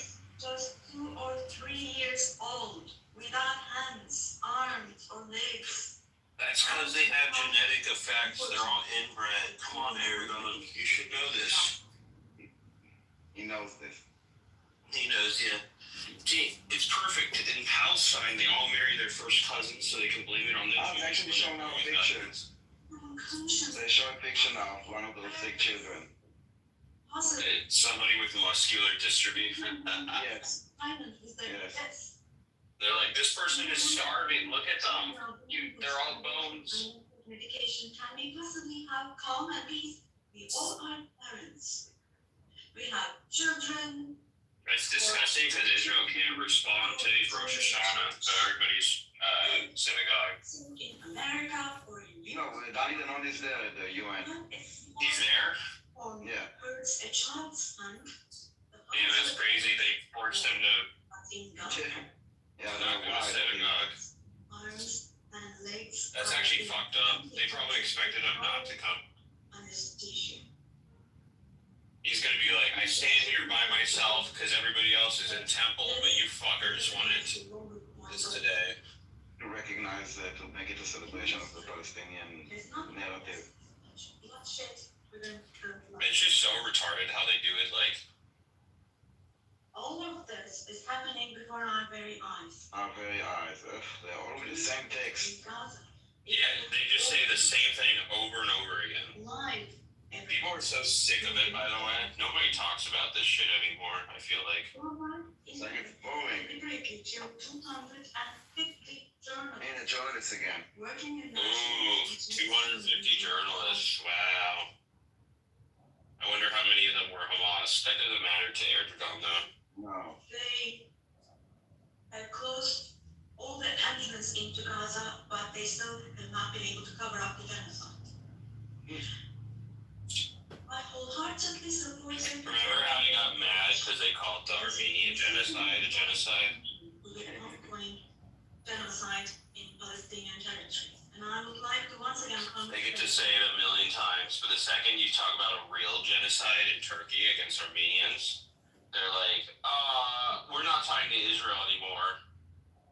And you know what's funny? You know, there's this, what's her face? Anna Kapokundokoka. What happened? She's Armenian. She's literally Armenian. Yeah. I saw her saying some stupid shit today, and I made a tweet about it. I was like, sorry if anybody else is Armenian here, by the way. Just, this is a full disclosure. I'm going to say something anti-Armenian. But when I saw her, I was like, wow, all Armenia, like Anna Kasparian is like the perfect example of why Armenians are retarded. She is on a show called The Young Turks with a Turkish person as an Armenian. Exactly. She's on a show glorifying the people that killed all her people in Turkey. And all she talks about in the show is how much she hates Israel. It's just so retarded. Dude, what? And the worst part is, like, all Armenian people are like that. 19th, That's the worst part. 19th Amendment. Yeah.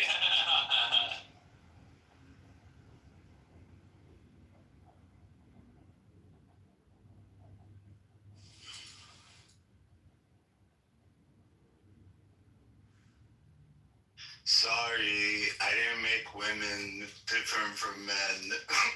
Not my fault. There's now like a meeting between Trump and Guterres. I don't know why they switched there. Maybe it's more interesting than. But it stopped. Okay, something happened. Receiver. From a different source.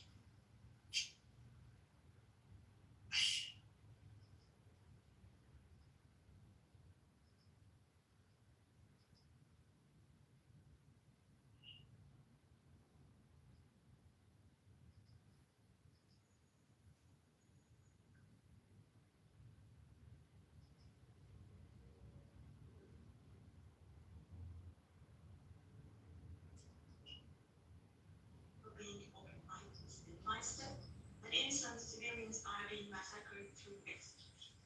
Moreover, Israel is not limiting itself to Gaza and the West Bank. By launching attacks on Syria, Iran, Yemen, and Lebanon, Israel is also threatening regional peace. Recently, an Israeli attack took place against a delegation meeting in Qatar. Oh, the poor terrorist leaders. No, that's so sad. Look, and I never heard about. Thank God that Erdogan is kind of reporting the news.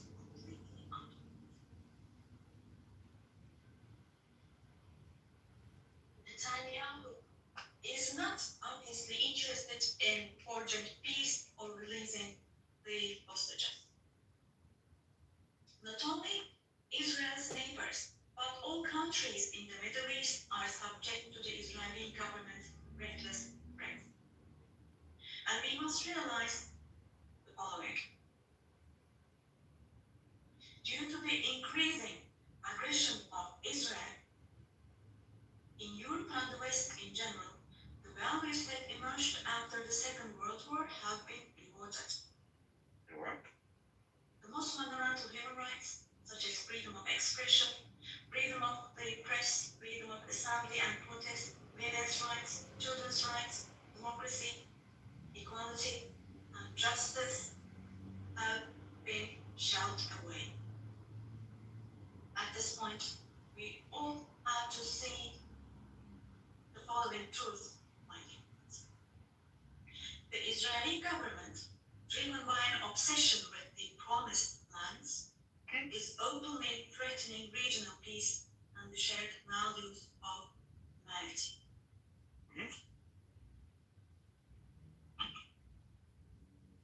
Three celestial religions. Jerusalem hosts all three celestial religions and a common inherited holy place. Al-Quds is holy for all three religions. This madness disturbs conscientious Jews. It fuels anti-Semitism around the world. We cannot continue with this madness anymore.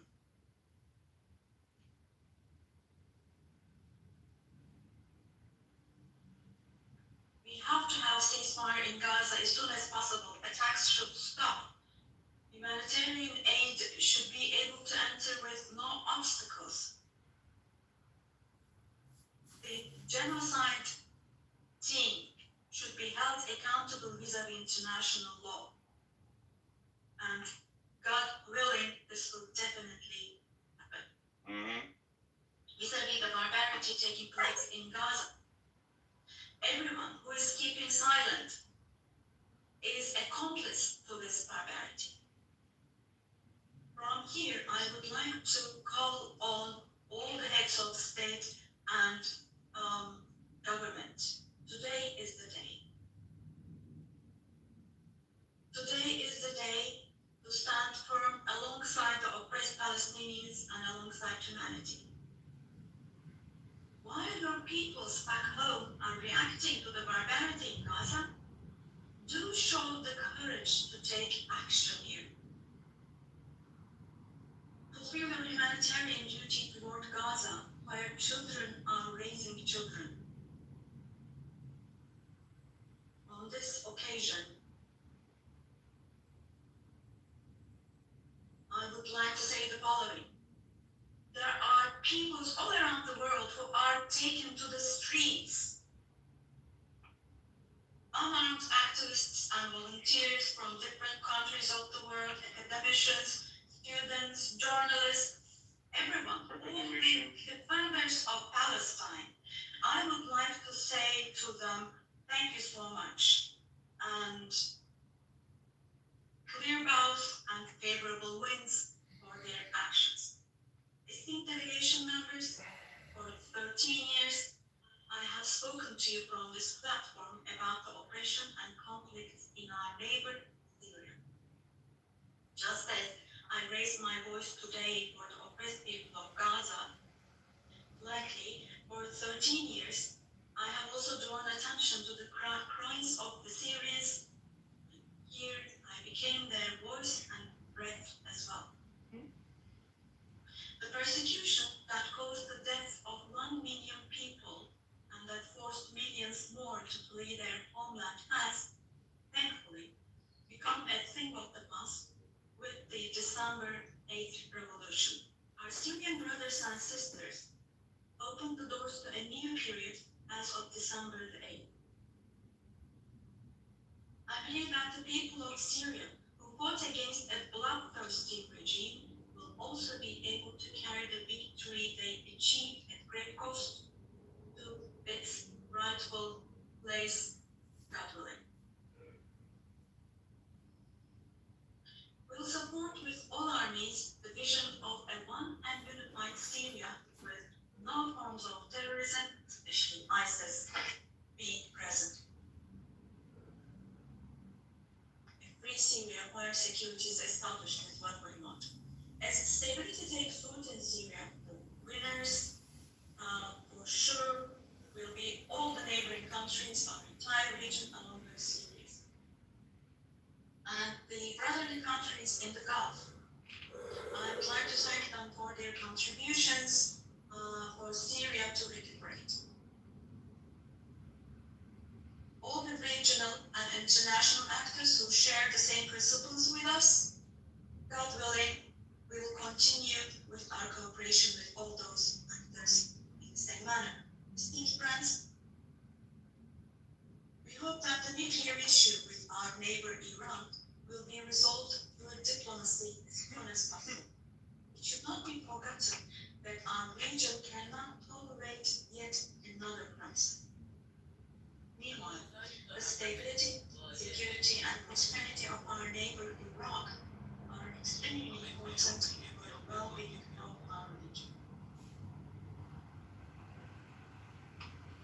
In this regard, we attach great importance to strategic. You do realize that Lonzo and many other people in this room are more extreme than Stephen Miller. Stephen Miller, that's right, ladies and gentlemen. It's not Stephen Miller that's the problem in America. It's you that's the problem in America, because you're even more extremist than Stephen Miller. You're just at the opposite end of the spectrum.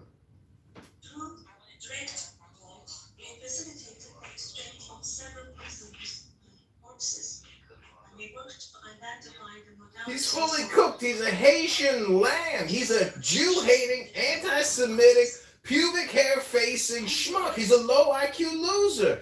I've been recording this loser for years and putting him on YouTube, and nobody cares what he's got to say because he's a low IQ moron. What is 155 times 1,000, Lonzo? That's a quick diagnostic. 155 times 1,000.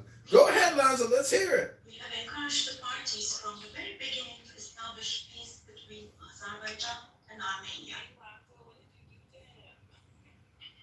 We are pleased that steps were taken on August 8th, steps that will enable the establishment of lasting peace between the two countries.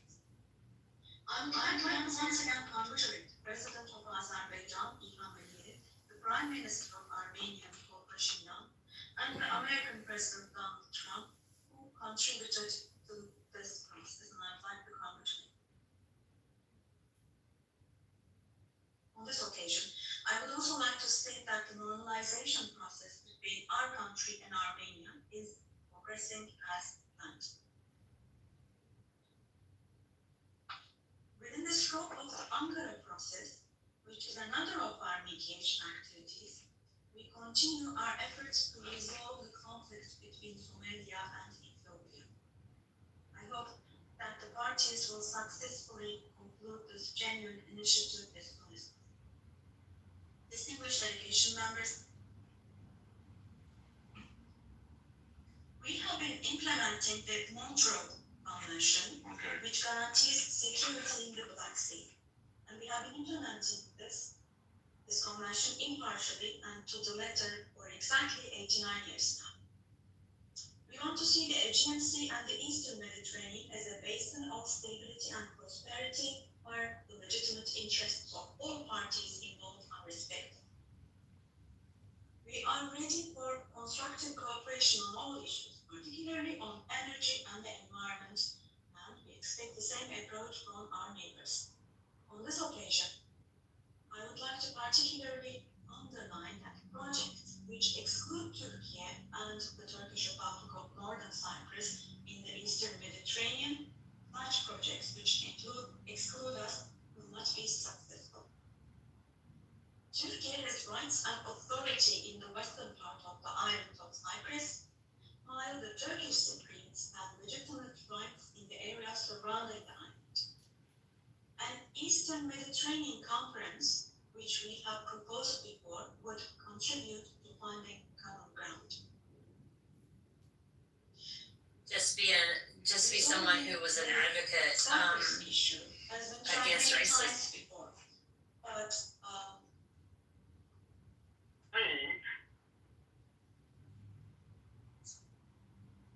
the rigid style of the slide. It was actually I saw possibly a similar video with the Moors, but it was a bunch of black kids raiding a jewelry shop. Two separate states and two separate peoples on the island. I was off topic. One more brief point of saltiness about this California guy. If he had just come out as a Democrat, being like a full-throated running as a Bitcoiner on Twitter, I feel like he would have gotten a lot of love and support, and like that would have been great. Yeah. And now it's completely misled, or like this is not good enough or whatever. And so literally this guy got kneecapped in terms of the strength of his announcement, so now she got likes. What else? So Dennis Rose guy is President, distinguished members, in the coming period, we design a new beginning and vision in Turkey-European Union relations. This should not be a vision that just says Impressions on his pre-announcement tweet. Mm-hmm. Even though he actually urged the but the quality of those impressions, I mean, sure, he could look at it that way, but the fucking comments betray any benefit he thinks he got, you know? Third party content, bitch, I am the content. He's playing the true. Yeah, true. Once you realize that And this guy, Calderon, comes from a horrible family of politicians. He didn't need Dennis Porter to run. Yeah. Well, you're also like this is the point. Is we're all talking about Dennis Porter right now. That's what Dennis wants, and he got it. You know, Penis order. penis order. Denny Portal. Ohio, I think it has worked. I think from David Bailey coming out, the plagiarism, like, I think the last year or so has, like, moved the, like, I don't know, sort of the tide and, like, the balance of, like, the average Bitcoiner who pays attention to this now knows that he's a clown and knows that he's cringe. I think they're still following, but I think that it's shifted pretty significantly. Before, a lot more people were okay with him and just quietly saying it, and now they're openly being able to say this fucking buffoon. He has 250,000 Twitter followers still. I understand, but I think he's gonna have some money to his retard organization. I understand that, like, there's idiots like Gary Cardone and others, but I think, like, he's hurt his, like, again, I think for him it doesn't matter, but I think in terms of, like, how we view it, I think we recognize that a bunch of people that matter think that this guy's the buffoon.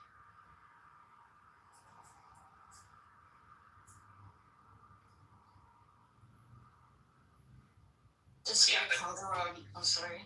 Is somebody talking? And no, I was just saying, this guy Calderon, like, comes from a family of Democrats who've been assemblymen, and that family has been in politics for years in California, and they're horrible.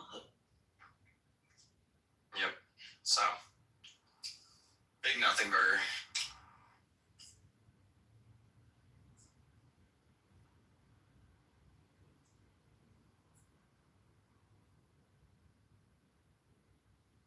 Everyone It's so funny. It's like, I think the vibe is, whenever he pulls a stunt like this, maybe not so much for a lot of people in this room, but I get the vibe on Twitter is like, they're skeptical but hopeful that he's actually got something real and legitimate with some meat on the bones when he's like, maybe this time Penis Order is gonna announce something that's, actually interesting. And then it's just another letdown. Never. Yeah, never. Down him in the comments. I mean, like, people just don't like reality is the problem. Like, there are people working on serious policy stuff. Yeah. Right? Like, when we announce things, they are real. It's just real big things don't happen.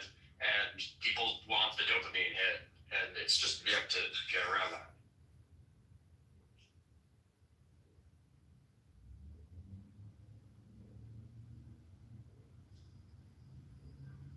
The constant search for dopamine is ruining our society. It's like is he sort of like, how, like, back in, like, I don't know, 18, 19, probably 17, like, there was, like, so much willy woo, like, we knew it was bullshit, but it was still fun to, like, read. Is this like the politics version of it? Like, the Kind of, but it's not even fun. It's like, no, at least the Willy Woo shit, like, it made us feel like we were gonna be really rich. reading Willy Woo is like reading, like, like, it's like having a lottery ticket where you're like, ooh, when I win the Powerball. Yeah, exactly.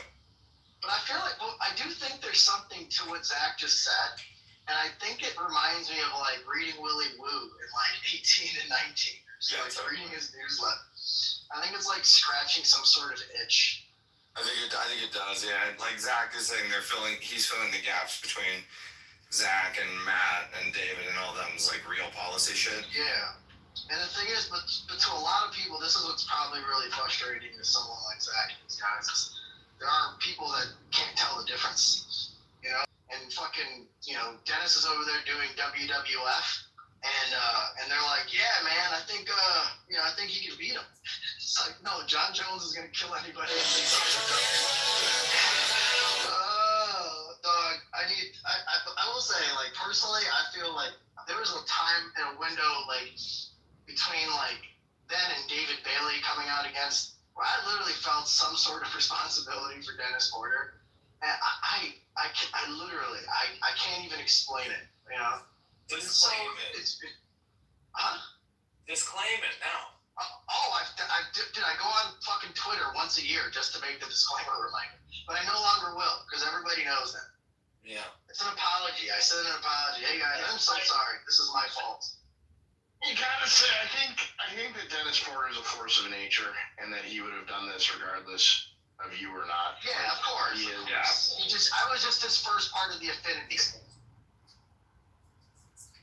The best thing I think the Streisand effect is my dominant lens by which to view most internet stuff, which is like 100%.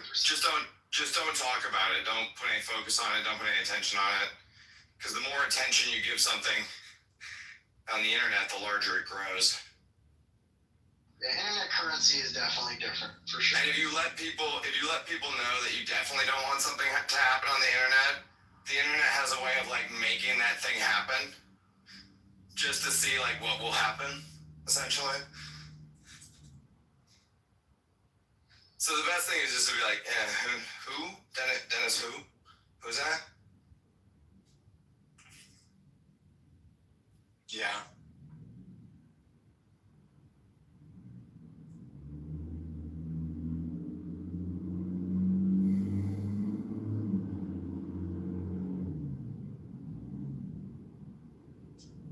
Speaking of Dennis Porter, can we talk about drive chains?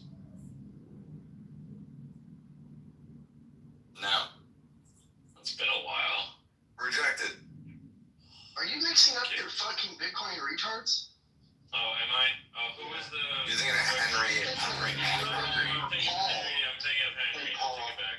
Yes. I think you're gonna let that hang for a while. Also, what are you guys doing? Who? Alright.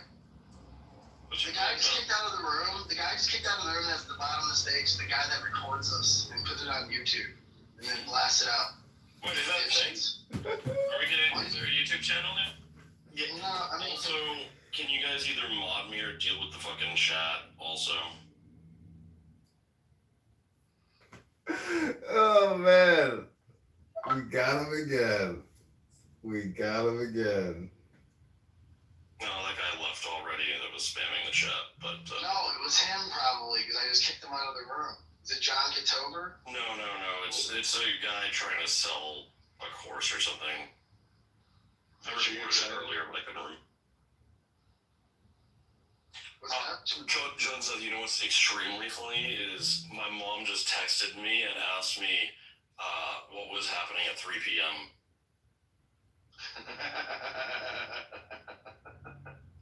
But she didn't. She doesn't know how to like use Twitter or like she could. So she didn't even know it was like she didn't see even what it was in response to. She just saw my tweet pop up. I figured.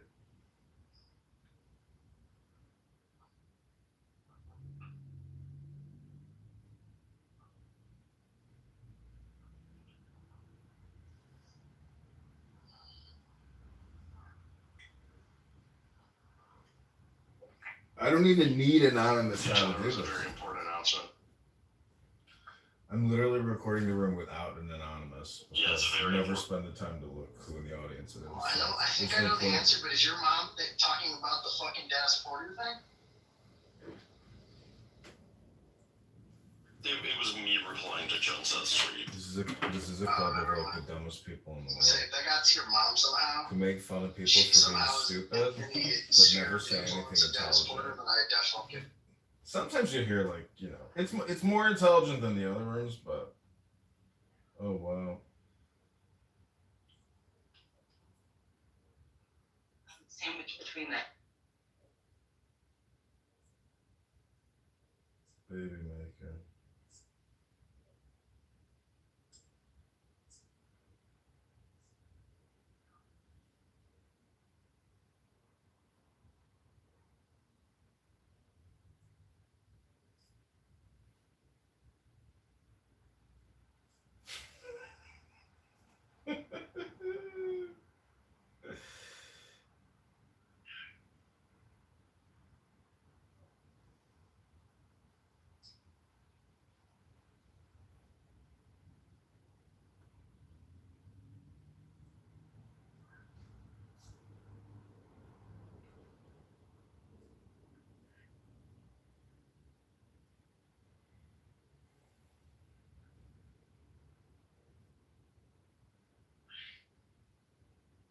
Bitcoin is a really good room to actually run.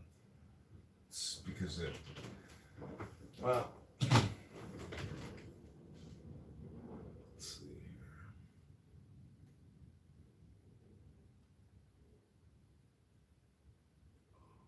Got this phone clip. Review content.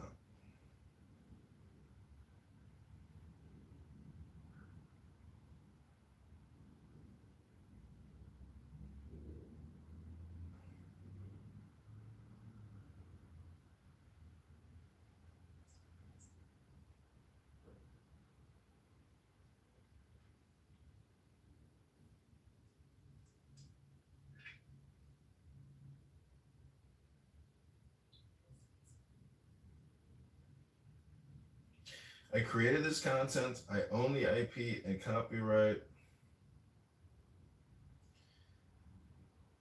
This is a podcast.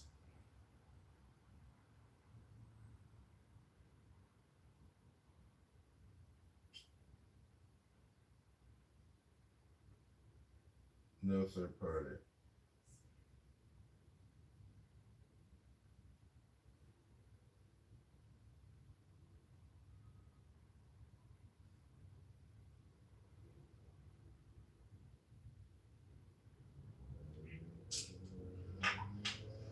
Take screenshot.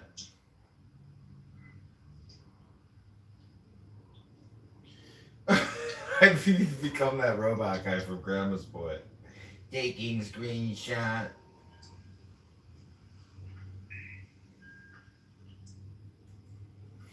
Okay, this phone has been decommissioned. Candidate Congressman John Kitover, Second Lieutenant, Army National Guard, politics.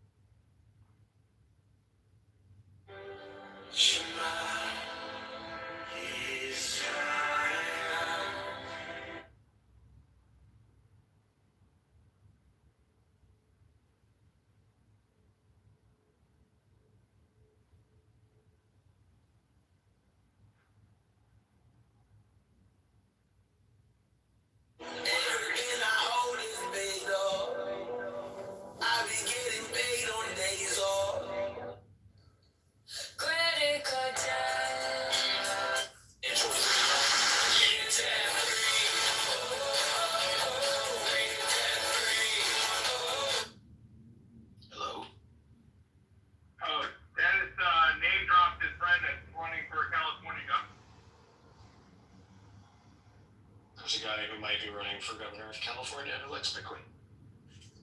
Zach, how does it feel that Dennis is breaking more news than you guys? The entirety of the Bitcoin Policy Institute. Yeah, I'm just in awe. One day I'll get on his level. Instead of being at awe, I think you should start taking some fucking notes. But I actually mentioned this, I am doing executive media training, which is, I think, going to be helpful with news appearances. And I do think, we can do a better job communicating, but we're not going to do clickbait. You're going through executive media training? Yep. That's awesome. I'm happy. That's really good. I think that will actually help you guys a lot. Stuff like that's always good.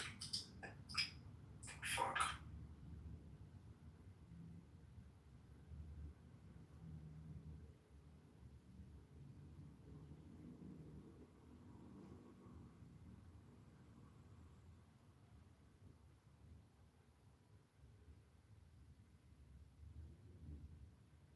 It is amazing to me.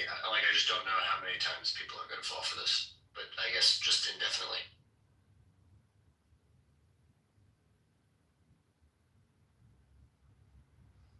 What is executive media training exactly? Is it just like development, like techniques? Like, what is it?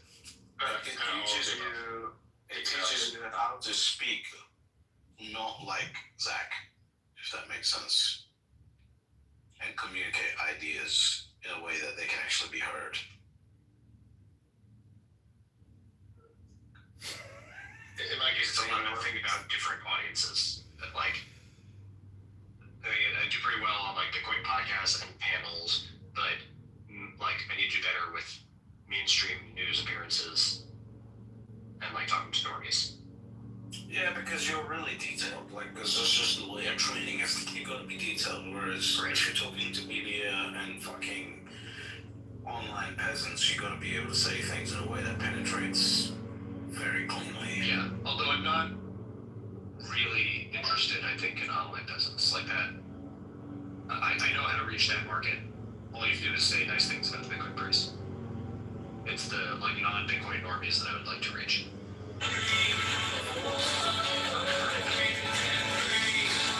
Jeffrey USA, stop borrowing, stop spending, stop taxing, and life can go up.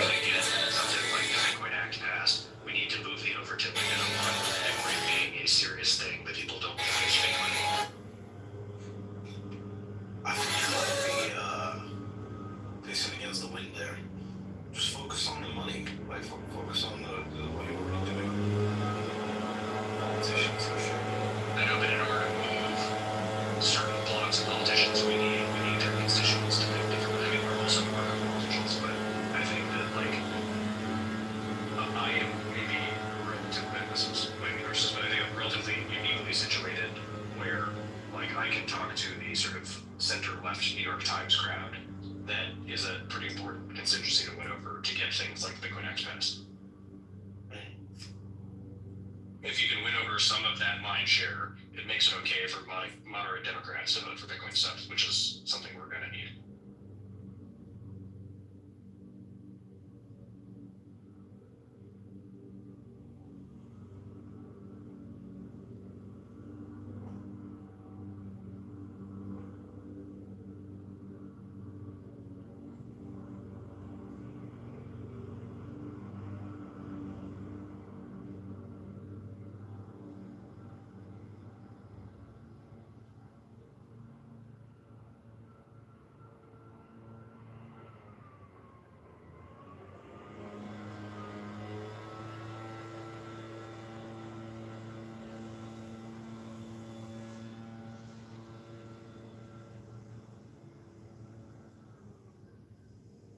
Do you think Saylor just had that innately, or do you think he went through executive media training?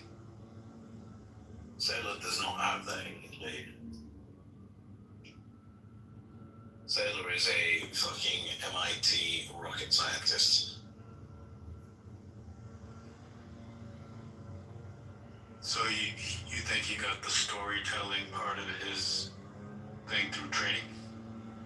Yeah, I've had dinner with Saylor, like almost one-on-four, and he definitely turns something else on when he's in front of the camera. The guy is one of the smartest people I've met, and fastest thinking, let's say.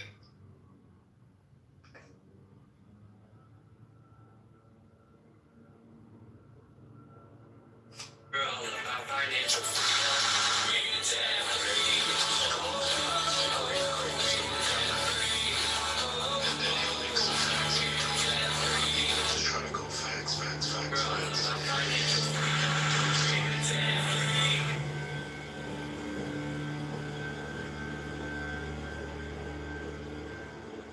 Work on your storytelling, Zach.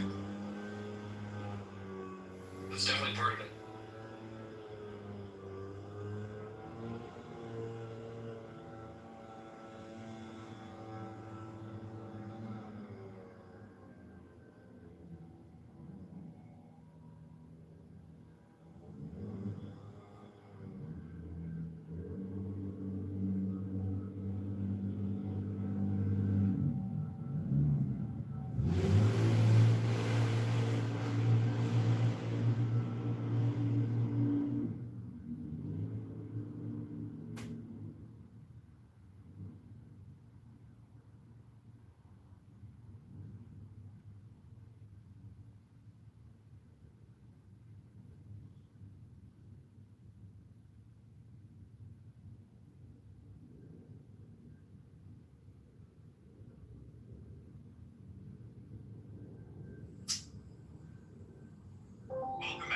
Peter St. Ellis. This is a weekly roundup of my daily videos on the economy and freedom, where I cut through the BS and lay out what the gaslighting clowns pulled out of their heads this week and what is coming next. Let me see right here.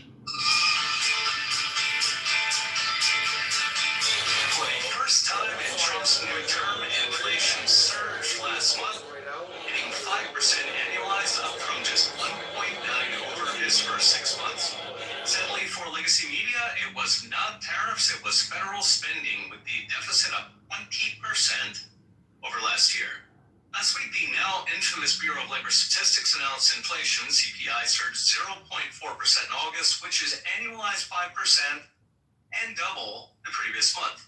Now, just last week, I talked about the BLS revising away 1 million fake Biden jobs, as in they're not very good at math. And independent price aggregator Truflation says inflation in August was 2% on the button, no clouds in sight. Still, the BLS remains the standard for everything from markets to policy, so let's break it down. Now, media was desperate to pin the CPI bump on tariffs, but in fact, just the previous day, wholesale PPI inflation came in at an actual decline, as in tariffs are not passing on.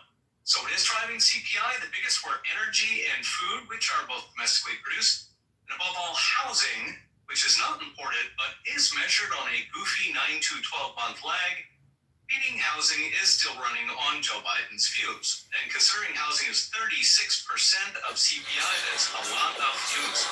In fact, since Trump took office, BLS says housing inflation shelter is up 2%, when actual housing prices, according to the Fed itself, fell 3%. In fact, take out the BLS's goofy housing costs, and the entire jump last month disappears. Meanwhile, CPI will tariff.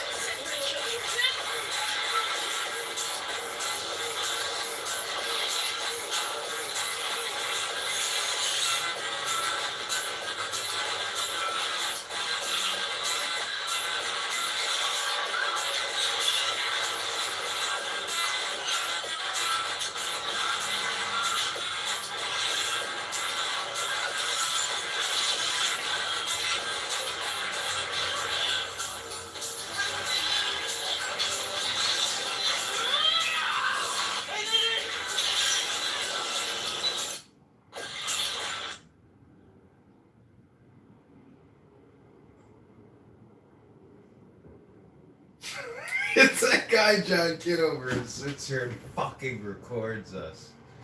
That motherfucker.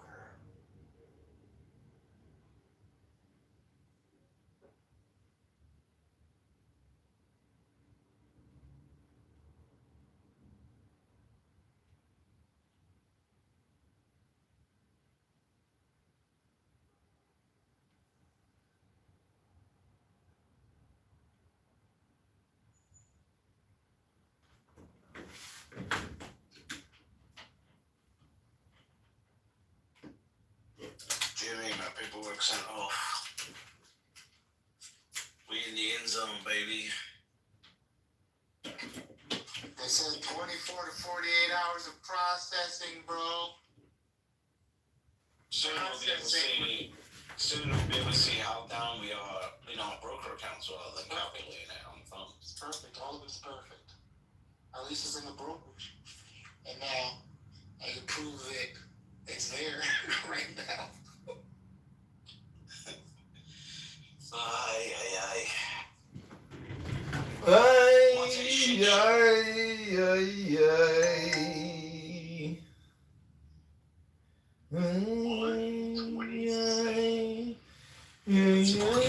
Backing up the fucking truck.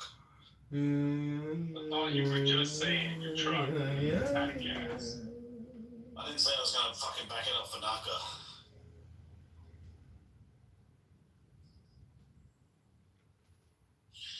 I try and move the truck in Naka's direction, it just fucking stalls out. Good morning, Heather. Please let Well, we might find a new truck to me and Jimmy debating, dumping all the other treasury companies and going all in on Naka.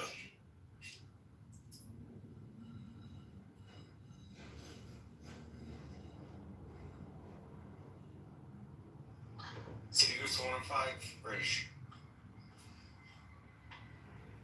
Yeah, I fucking hate the Jews. You know that? I've never said that.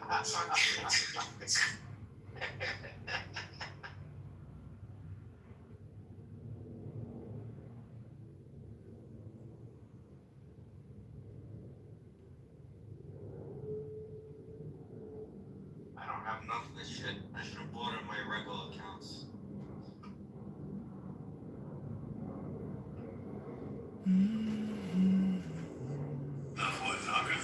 Was he in the Jew pipe? The guy for 50 cents a share.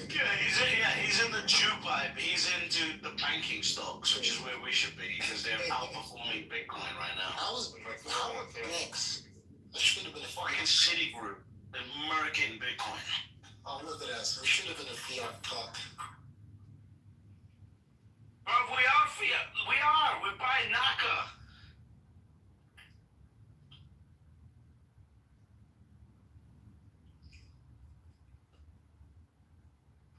We're clearly not cuffed enough. Exactly.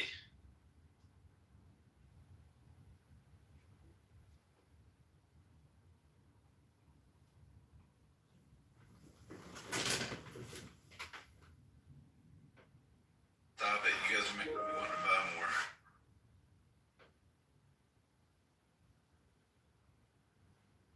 What do you buy more of? NACA or Citigroup? You know, if you were there Holy shit. and they have a sticker, which you need, you might call that convenience. But you might also call that taxation. Like you guys are Because just the using it as an exit. multi-million-dollar contract We can't exit. What are you talking about? How can we use you as exit liquidity? to the private We equity cannot firm exit. It's coming up though. No, I'm is artificial. We were Never the should original have happened. exit. We were the exit liquidity at the point of entry. That's what we were. Emissions is a scam. Yes.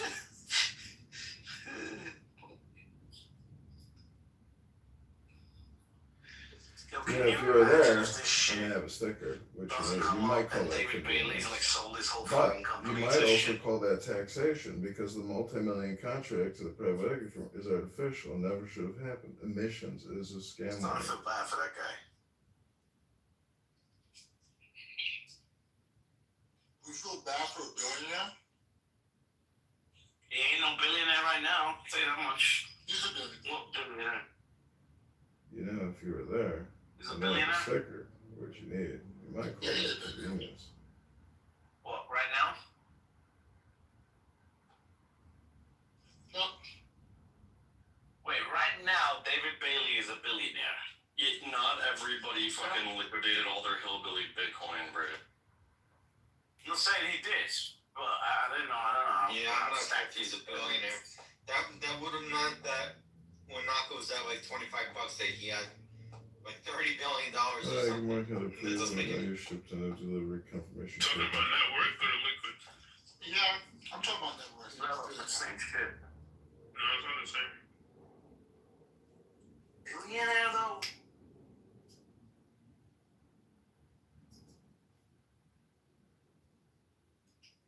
David Bailey just posted. In typical mid-cap pipe transactions, 50 to 70% of shares are liquidated within the first 2 weeks. I've been monitoring pipe progress every morning, and I think this jives. Almost through it. Pipe progress? The fuck does that mean? We don't have any shares to liquidate. Oh, Yeah, I know. we don't. Other people do. The bigger investors, they got it before us. No fucking way. I thought we were all in the same pipe. They got different pipes? We're in the pipe is real? We're in the SPV, which is like, the gay pipe. We're in the gay pipe. British, you only have to have 8,700 Bitcoin to be worth $1 billion. Oh. Only 8,700. Yeah, I only have like 7,500.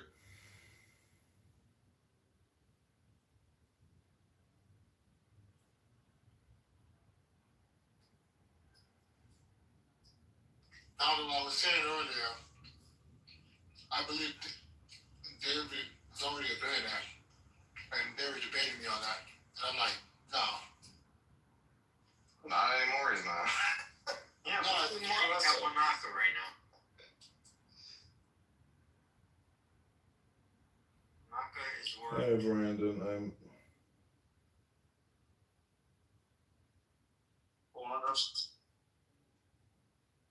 So how much of it is he on?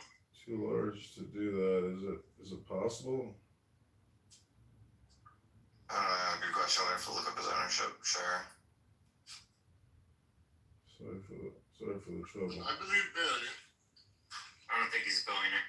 with all of his Bitcoin holdings and all the money he's already made seeding all of these other treasuries, he's already there. I bet you that David has. Let me think. He predates me, and he's a retard who's very aggressive. He has a couple thousand Bitcoin, bro. I bet you like 3,000 Bitcoin seems right. Yeah, that seems right. So that's like 300 mil, give or take. Are you And then Robert? no, David. And then what's his ownership in, like, how much does he have at UTXO? UTXO performed very well. So maybe he's got 100 mil over there.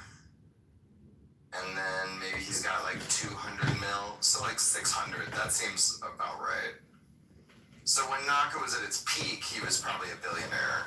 But right now, he's at like 600. That seems right. He's at 600 now. At Naka's peak, he would have been worth like 30 The billion. Loser Show. He might have been on paper. Bitcoin retards.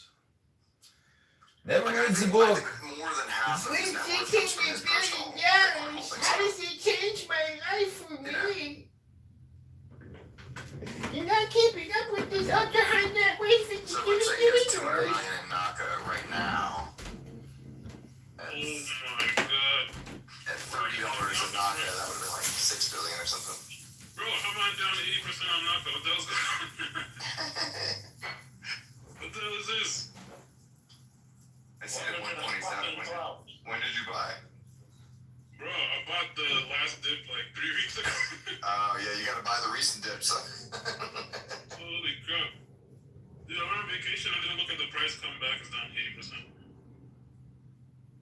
That's crazy.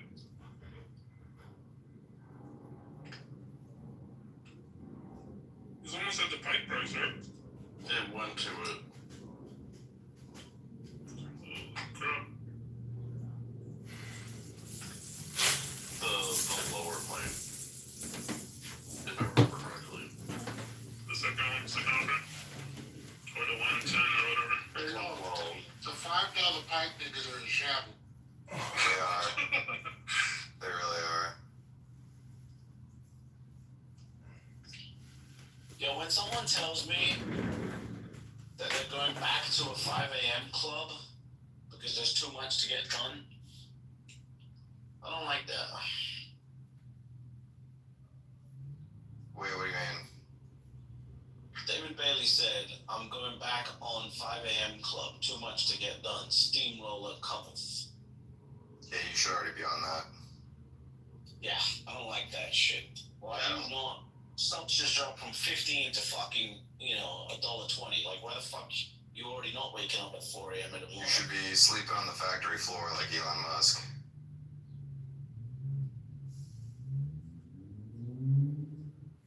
There's no factory, bro. There's just schemes.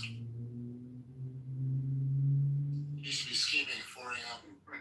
He needs to be sleeping on the fucking scheming floor. Alright? Get all the other schemers around you and sleep on the floor between.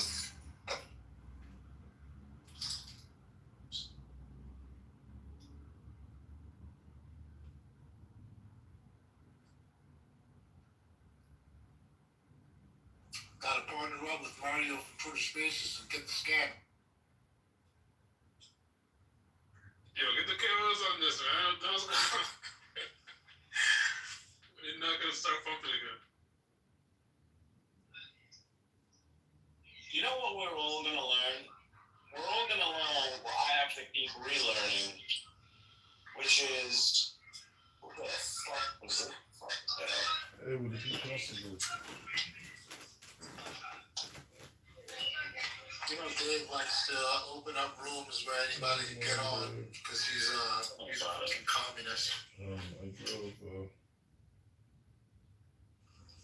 We're gonna learn What do we have for Canadians relearning, which is step number one, you buy Bitcoin. Yeah. Step number two, you shut the fuck up. There, Jimmy. Not anybody can anymore. It's easy to switch.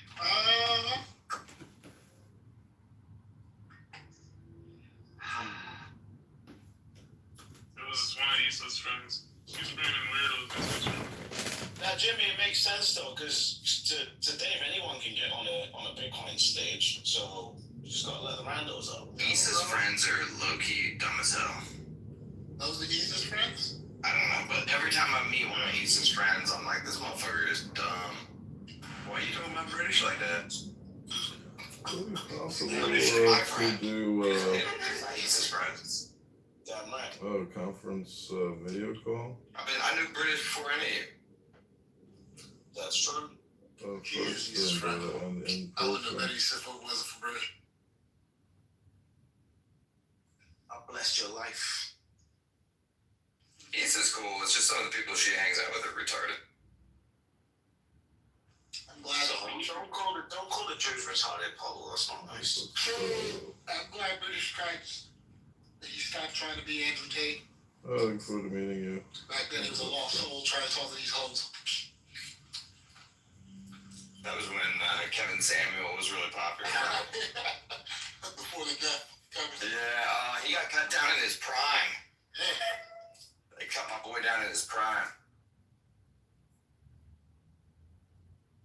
They just was trying to school these hoes. Gotta leave them alone. Did he hook up with some young girl? Went out like a boss. Man, the funniest shit he ever said was when he told that one girl, he was like, what do you think you are? She's like, I. And he's like, you look like a middle linebacker. You look like you could hit the A gap like a motherfucker.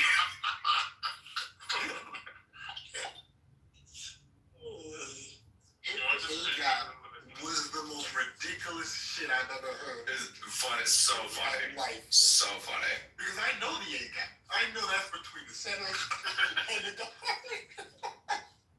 What was crazy about Kevin Samuel was the women that called up knew what he was going to do. Like, because he did the same thing for every single woman. But they were all like in their head, like, I'm special. He won't do that to me. Like, And then he don't just. make me do this. Please Right. don't make me do this. And then he just did it to every woman. Just boom, boom, boom. Knocking them all down. This is the most intriguing sword in history. It is Dude, and he hit the A gap like a motherfucker. It's the like a motherfucker for me. Like, he's like, the reason it's so funny is because he's thinking like from a coach's perspective about her potential.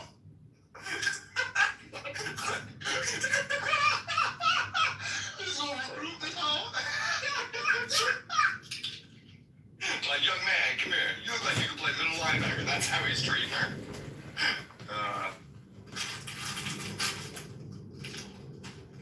That shit is hilarious. My man was cut down in his prime. I mean, but it is, you know, it's just like, giving all this advice, nigga, take care of your own heart, man. Like, take care of yourself, bro. You know what I mean? How you guys piping some chick, bro?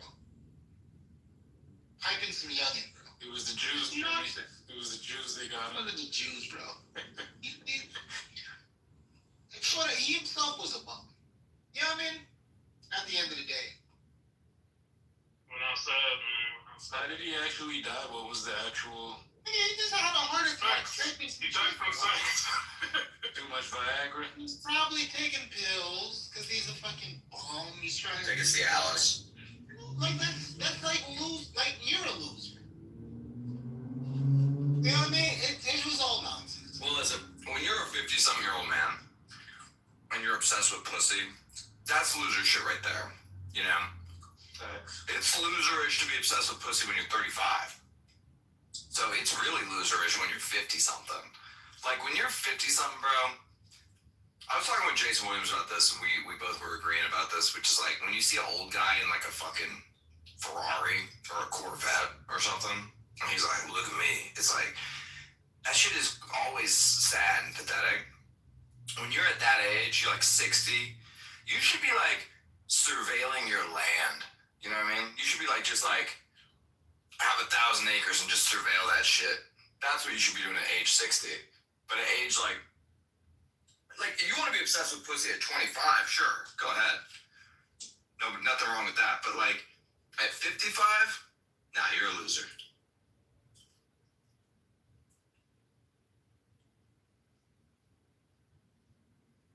It just shows that you missed out on something like in youth, you know, and you're making up for it.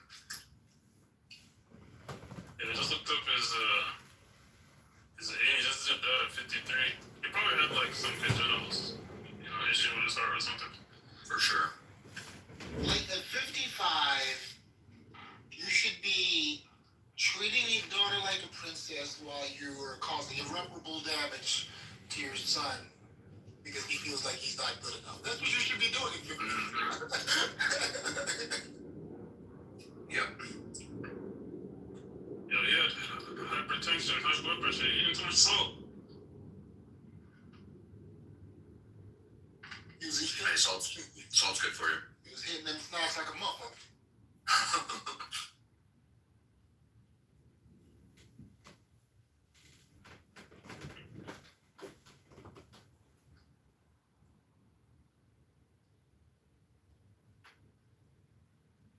You ever see one time he had Nicki Minaj on there? And even he had her, Nicki Minaj. She was like on Kevin Samuel's show. And he even had her fucked up. He was like, rate yourself. You can't say a 7. She was like, I don't even know a 6. It's like, you're Nicki Minaj. You can say a 9. It's okay. No one's going to be mad at you. How do you suck up to Nicki Minaj, bro? Yo, I would hit. You wouldn't hit? Absolutely not.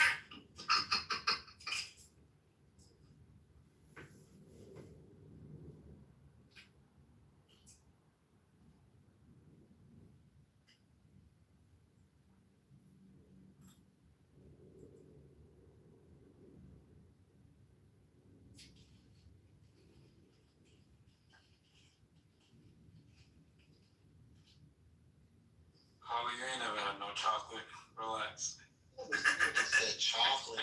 It's the implants, bro. You see the implants? You wildin', bro. The legs don't match, Hollow. I think black girls are attractive. It just never happened, you know? Like, naturally never happened.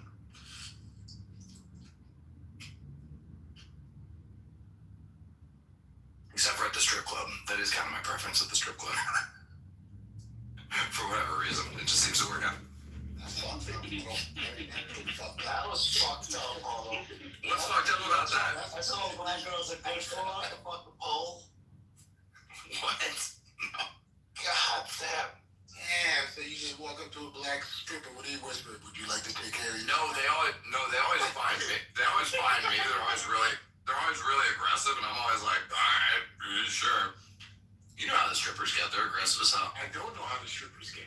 I have no idea how the strippers get. Well, I'll take you out there. You'll find out. I don't want to find out how the strippers get.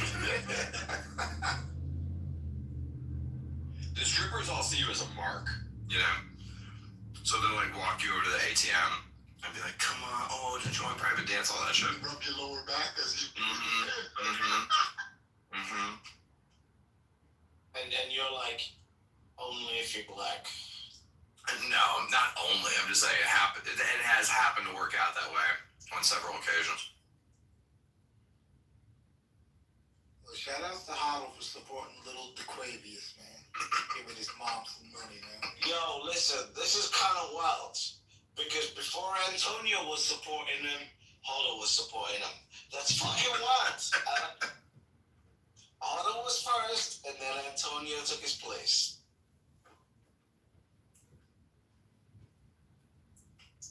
I have to say that the strip club does suck. I don't understand it. Like, I end up going, sometimes when people want to go, but it's kind of just pointless. You know? It's the opposite of fun. Mm-hmm. The only That's really not that fun. The only problem with the strip club is the smell of strip club. It does smell bad, yeah. Listen, it's bad male odor, because these motherfuckers don't get laid. They like not good hygiene motherfuckers. Or they've been drinking all night, sweating all night. Number two, the smell of really bad herbal essences, whatever that cheap shit is, plus cigarettes, plus male body odor, plus alcohol, that concoction does anything but get my penis hard. Anything but that. But otherwise, yeah, I'm fine, whatever, this shit goes cool. On my bachelor party, I subverted my bachelor party because I was like the only one sober. Basically, by the time we got to the strip club, nobody realized that I wasn't there. And I was like home by like 11:30. And everyone was still at the strip club. The next morning, everyone's like, yo, what the fuck, what happened? I was just, it's at the gym, 5:30, 6 o'clock. I like naked women, but not at the strip club.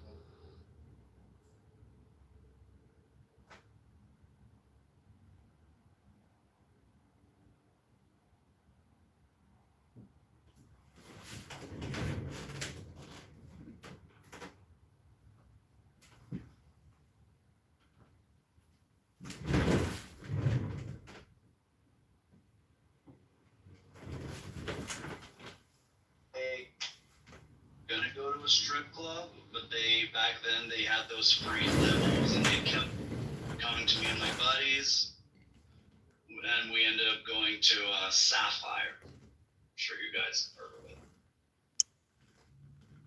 Wait, why would you assume that we have heard of it? The limo's only free on the way there, never on the way back. Do that?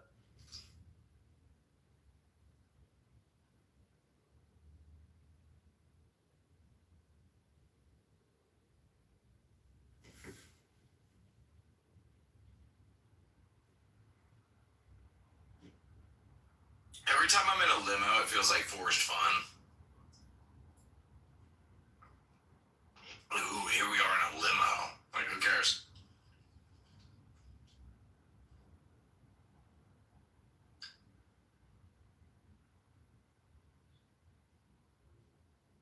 Just when you're young, like, oh wow, first time in a limo.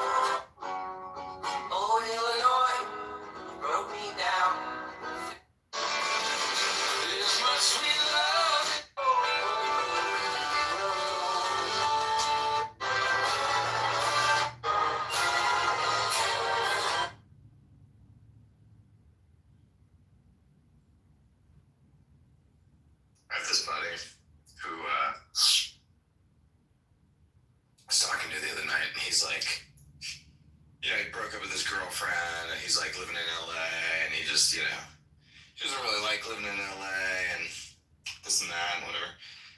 And he's from here, and he was like, he wants to come back here or whatever.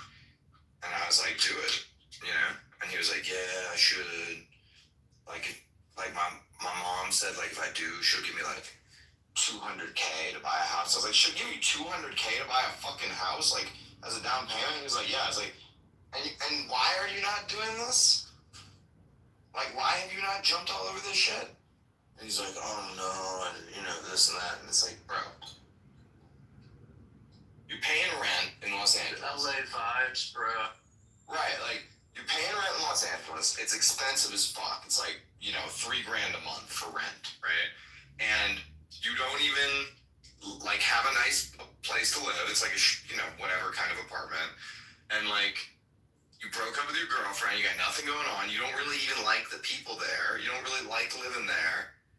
Your mom is willing to give you basically $250,000 for free to just fucking come over here and buy a house and shit. And he works remote. He could just pick up his shit and move anytime he feels like it. And the minute he does so, dude doesn't have to pay California state tax anymore. So you get he makes like $120K a year. It's like you get to keep an extra like $9,000 of your money, or like $8,000 of your money. Like, bro, this is a no-brainer. And he's just like, yeah, I don't know, like, I don't know, man. I'm thinking about it. But like, bro, why is this like a thing in today's day and age where like so many people are so racked with indecision all the time? Like, this is just such an obvious no-brainer, slam dunk. Like, of course you do this, There's no relationship. There's not really many friends. You got money waiting for you in the other city. Your job is remote. And you know people in the other city. And there's no income tax in the other city. Like, what is to be racked with it? Like, I find this, like, it's not just him. The reason I'm complaining about it is because I find this with so many males in our generation. And I wasn't even, like, I wasn't even getting mad at him or anything, but I was, like, trying to, like, compel him to action. Which is like, hey, dude, get the fuck up off your ass and just start making some things happen. Just do some shit. It doesn't even have to be the right shit. Just do some shit. Just make some moves. But like, I don't know. It's like a millennial aged male thing where they're just like, oh no, could go either way. And then they just sit there doing nothing. Why is that? It's like so common. Is he in tech? Nah, he's in like hospitality. Does he smoke a lot of weed? He used to. I don't think he smokes a lot of weed right now.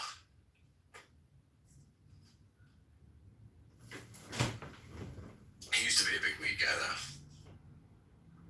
though. That California Kush, bro, you just can't get this stuff in Vegas. It's legal here too, we get the same shit. But, I mean, dude, if you were in his position... Well, like, $200,000 is the part where it seems like a pretty easy decision to It's a no-brainer. Absent that one, like, whatever, like, it depends on how you do it, like, maybe grow better, even if you can do remote, like, are there people in Vegas or whatever in LA that are doing the thing? Like, you're better off being there. Like, you can understand, but, like, you could get a free house if you can. Like, that seems worth it. Dude, houses in Las Vegas, like, for like a $1 million house in Vegas is going to be very nice. Like, it's not. Dude, a decent home in a decent neighborhood is like $600K. Right. So like $200K is 30% of the home value. Like, and when you move here, you pay less than you currently pay in rent. It's a fucking no-brainer. And he works in hospitality.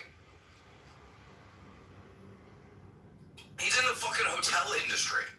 Yeah. This is Las Vegas. Vegas is well, actually, I guess guess whatever. There are rumors that Vegas is in a downturn, sort of with the hospitality stuff right now. Yeah, but it's the hospitality industry is popping here. It's cyclical. It'll come.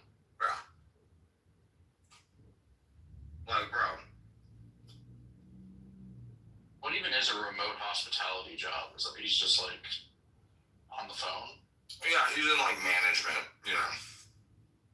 So he's like managing some like boutique hotel chain and does like whatever mid-level corporate management shit. He just does it all from his computer. Yeah. But dude, you want to talk about like career advancement? And dude, and I tell all this shit to him, and I don't even care if he moves back. Like it doesn't matter to me. You know, like if he moves, if he doesn't, like I'm busy with my family and stuff. Like I probably won't see him much anyway. But good for his fucking sake.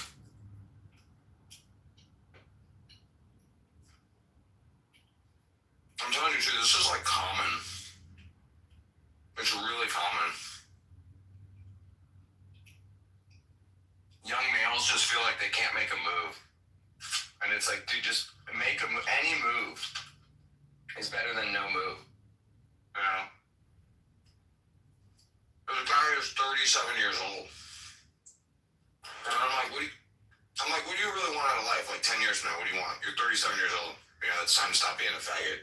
And he was like, I want to have like a family. And I was like, okay, well, I was like, bro, you know you're getting kind of old, right? Like, you know what I mean? Like, yeah, like dude's gonna have a family whenever, but like the type of girls that are gonna be available to you, you're not like a super rich guy. Like you make, you know, like 120 grand a year.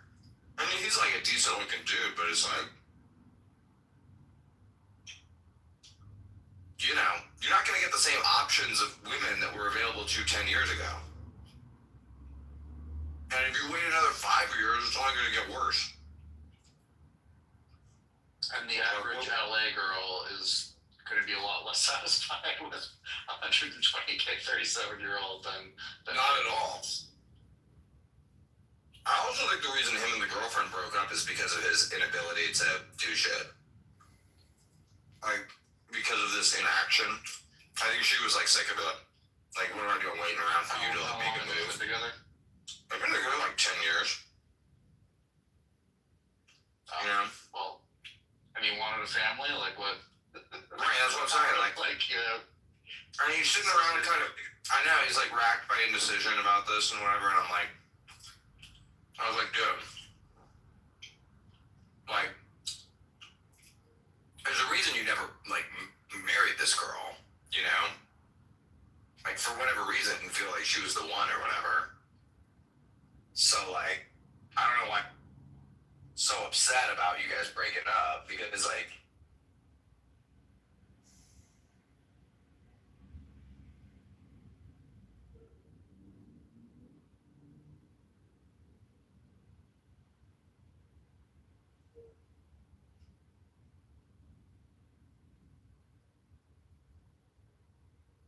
is like this.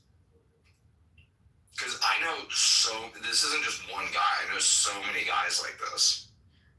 And they're all in the same sort of just fuck around nothingness void of like, they don't know what to do. They don't know if they should get married, if they should not. If they should keep acting like children, if they should grow up. If they should buy a home, if they should keep running, they just don't know. Everything's just on with it.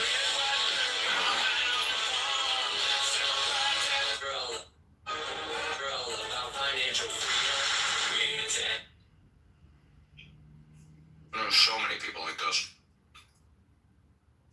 I think it's like an avoidance of feeling like a failure. It's like if I didn't try, then I can't have failed, right? Like, so I'm just, I'm doing fine. You know, everything's fine. That's probably right, because they're not risking anything. Like, your 10-year like relationship breaks up, and it's like, well, it wasn't technically a marriage, so you didn't technically get divorced, so you're not technically a failure, but you're feeling all of the emotions as if you were, you know. Like, I think that's what's going on with them.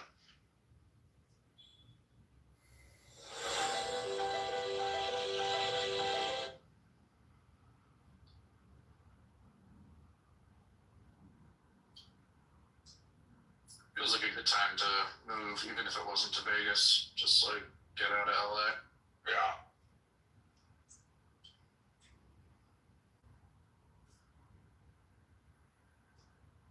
He's always like, why don't you come visit me in LA? And I'm like, bro, every time I'm in LA, I just want to get the fuck out. You're like, I was actually just there, but I was with my family, so you're on top of it. Well, going to LA too is like, or anywhere in Southern California it's very specific. So like, if I'm in Anaheim and you're in Malibu, we might as well be a million miles away from each other, you know? Right. Because like, And it's like, I'm it's not almost going even rude to like ask them to like come over here, because it is like such a, It is. it's basically a trip for them. Like it's like a, you know, for normal people, other parts of the country, like that would be a weekend trip, like the amount of traffic you have to go through to like get to that other area.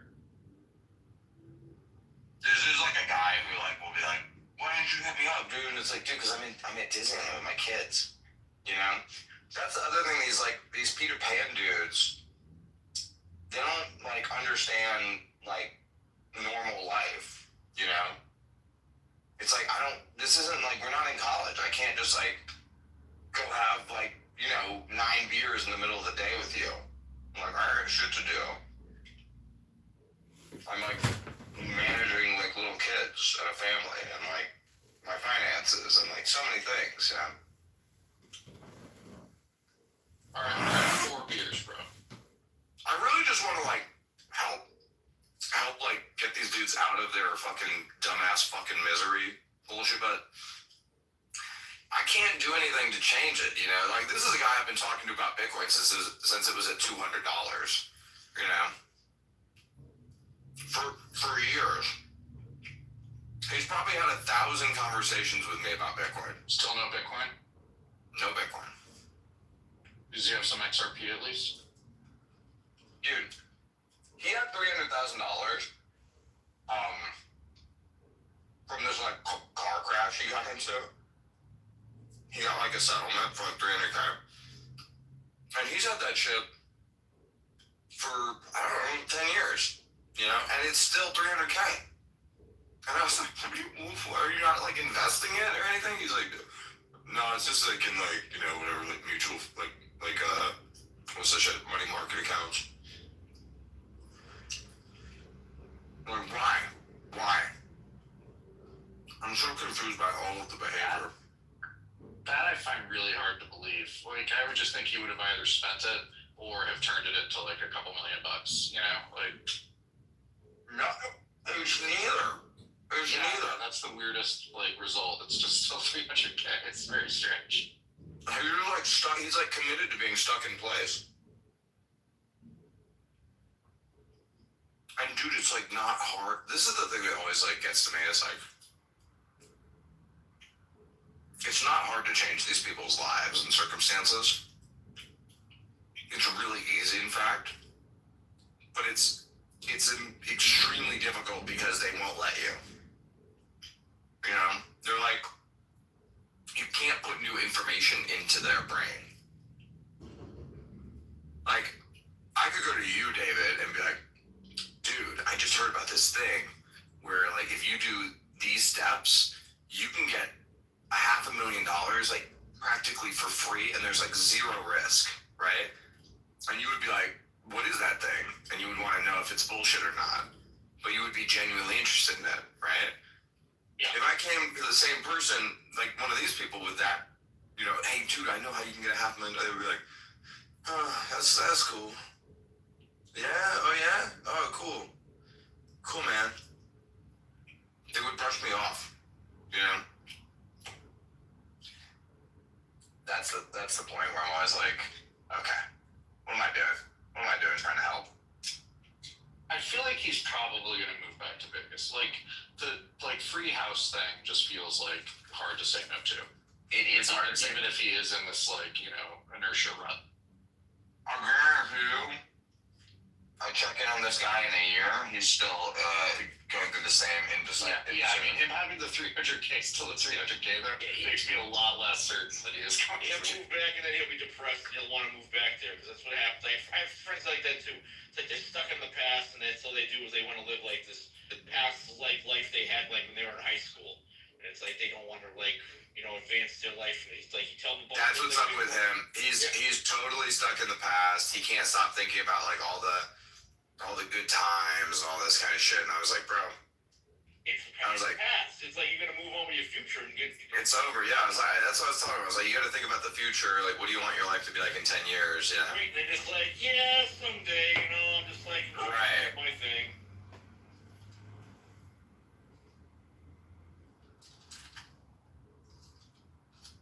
Yeah, he is like a guy that will like want to talk to me about like people we knew from like whatever 20 years ago, and I'm just like, dude,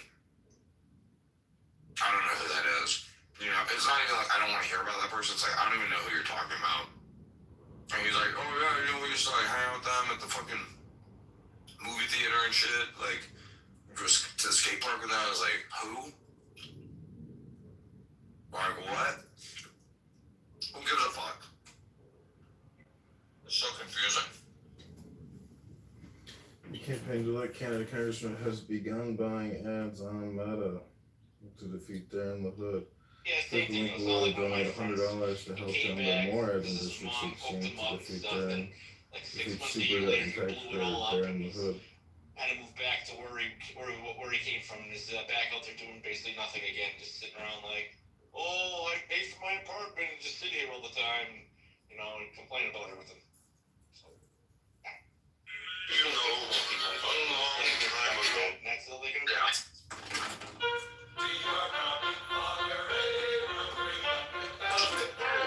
It's just like, there's not a way for someone else to do it. It's just literally, you just have to start fucking caring. And like, it's really not that hard to advance yourself if you just fucking show up each day. Like, you don't even have to show up every day. It's like, show up like 4 or 5 days a week. Like, that's it. They don't care. They just don't have the initiative to do what they need to do to advance themselves to the next level and to come like to the future and like, you know, get an actual career or something like that. It's like they just sit there and they want to live whatever life fantasy they live in. If this guy was my son, I would want to wring his fucking neck. Like, it drives me up a wall. It drives me insane. Very important. Like, if I had a son like this, I would literally be going fucking crazy. His parents still alive, because that has to be the next thing.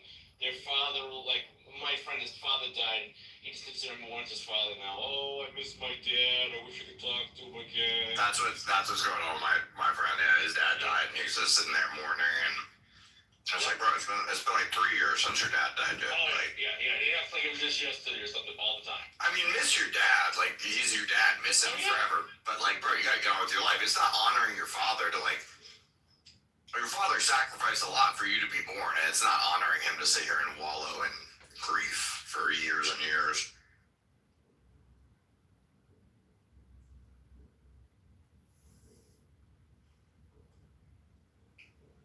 I just know so many people like this. You know?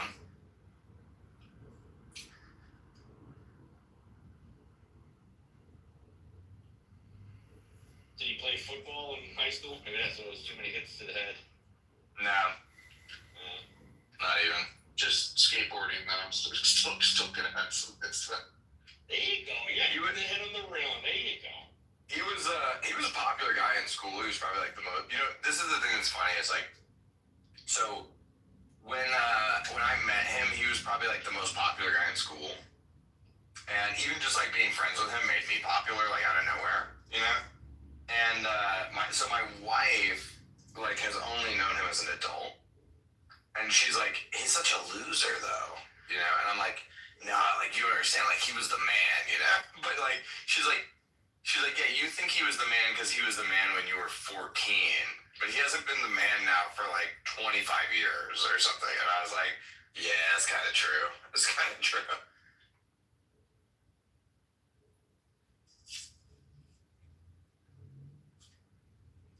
You know what? Just get him the little Chinese handheld device with Tony Hawk Pro Skater 2, and he's all set. There you go.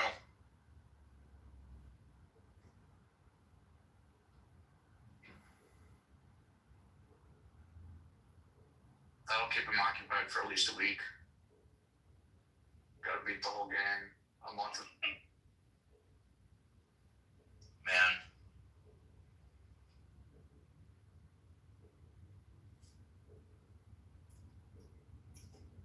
This is one of the biggest things I think about all the time. And I'm not sure why it bothers me. Probably because it's like I fight the feelings in myself and it's like projection or whatever. But it just bothers me so much when people won't just like get off their ass and do something about their situation. Like, just do anything. Just do it. It doesn't even have to be a good thing or a productive thing or a smart thing. Like, even doing bad things is better than doing nothing. You know?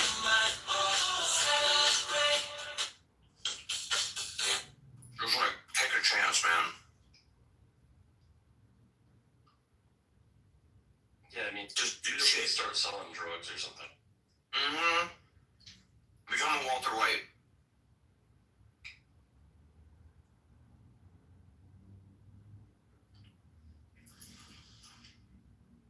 Say my name.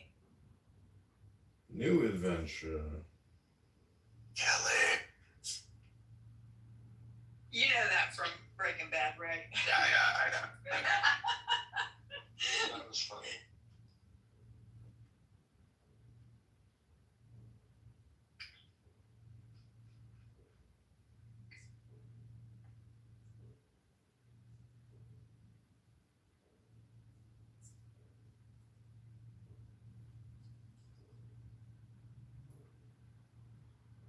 Canada Congressman John Kitover, service-connected disabled veteran, has been accused of stolen valor in front of clubhouse by Brad Stauffenberger. PM claims at Texas Children's Hospital. Audio and video recordings have been made in the campaign link team preparing for slander defamation. You know, it's funny. Additionally, My Brad friends, where I think this could have for happened ruling with, young men in they just clubhouse. all had kids young, and then they kind of figured their shit out. Like, like obviously doesn't always work out, but like those things that can fix this. Even the people I know that are losers that had kids are less losers than they otherwise would have been.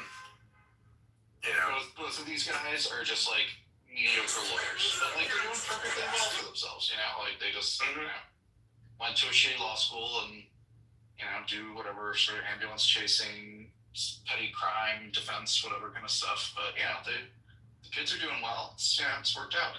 Yeah. I think with when you go to an Ivy, I think your baseline is a lot higher. No, this is from high school, but it was a really good high school too. So yeah, but you went to like prep school, right? Yeah. Yeah.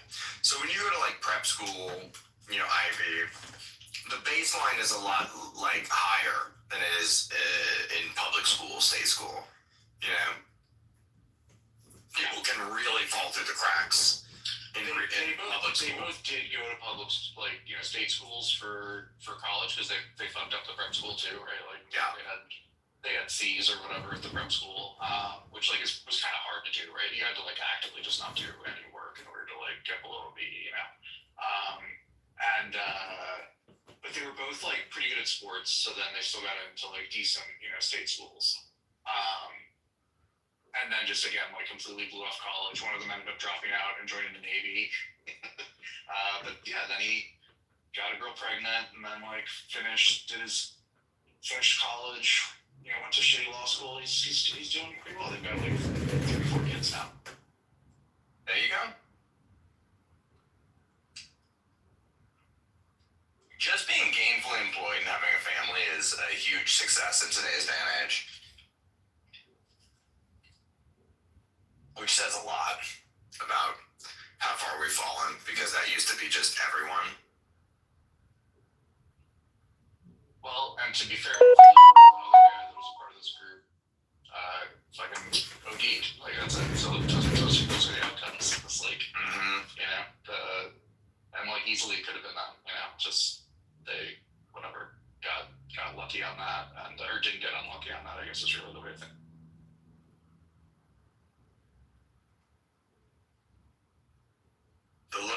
boss is always there to like make the middle class feel better about themselves, you know? Because it's like, well, at least I'm not that guy. And it's like, yeah, but you could be so much more. It is hard though, you know? If you're gonna really step out, you're gonna be it's you against the world. There's no cheery consensus. Because when you're doing everything like normal shit, like it's everybody conspires to be like, you're doing the right things. The minute you start doing things the world doesn't agree with, the world conspires to be like, you're bad, you're wrong, you're stupid, you're evil, whatever. And you have to just have enough internal fortitude to just guide your way through that and be like, okay, fuck you. I'm gonna do whatever I'm gonna do anyway.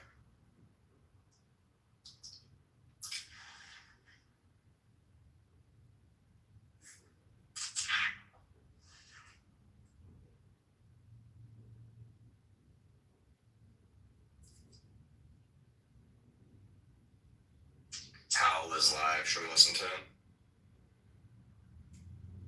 Is there gonna be anything interesting in it? Well, I wonder why he's live, I guess. Who's live? Howl. Oh, okay. They thought that I was live.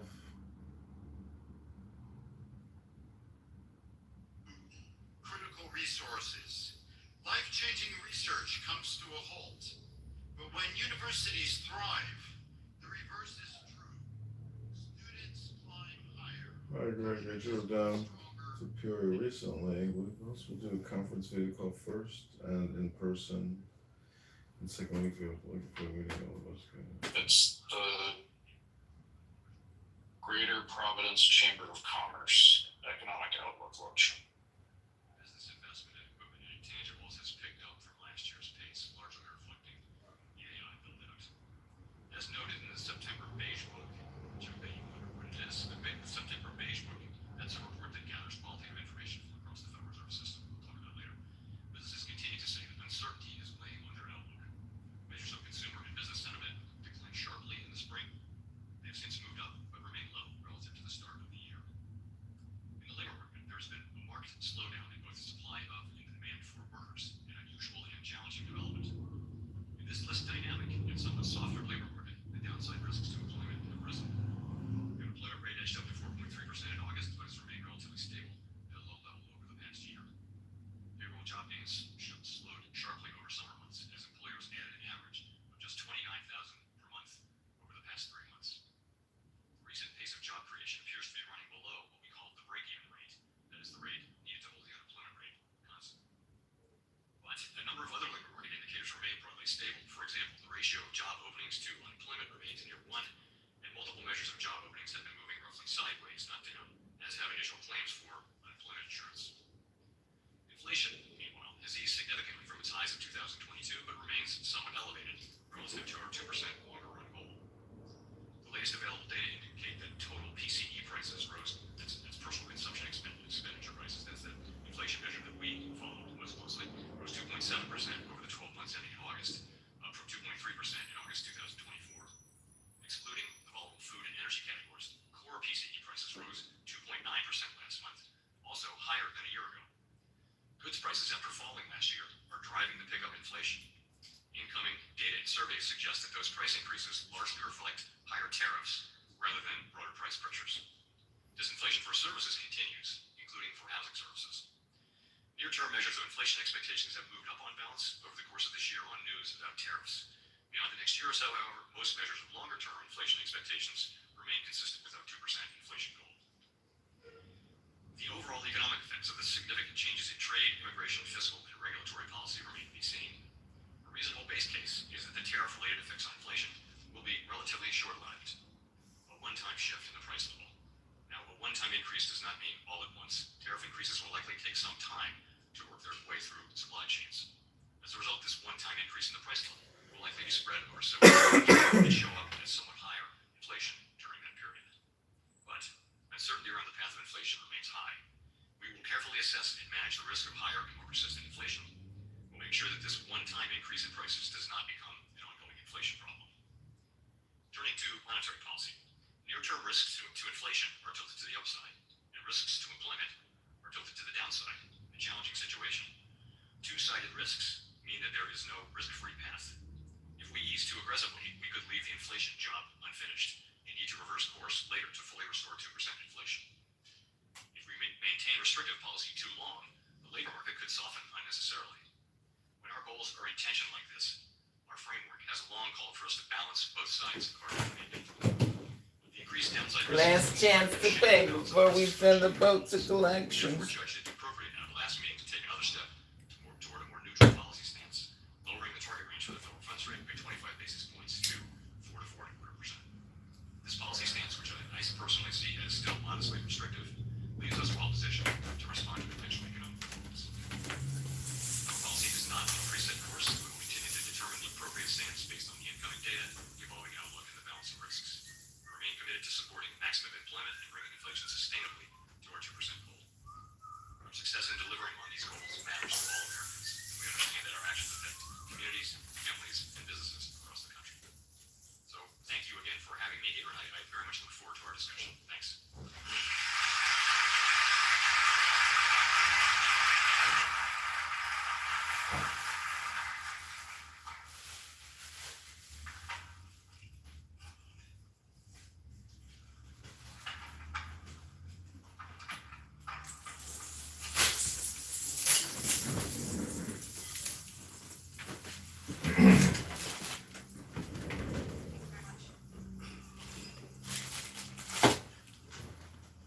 Good afternoon once again, Mr. Chair.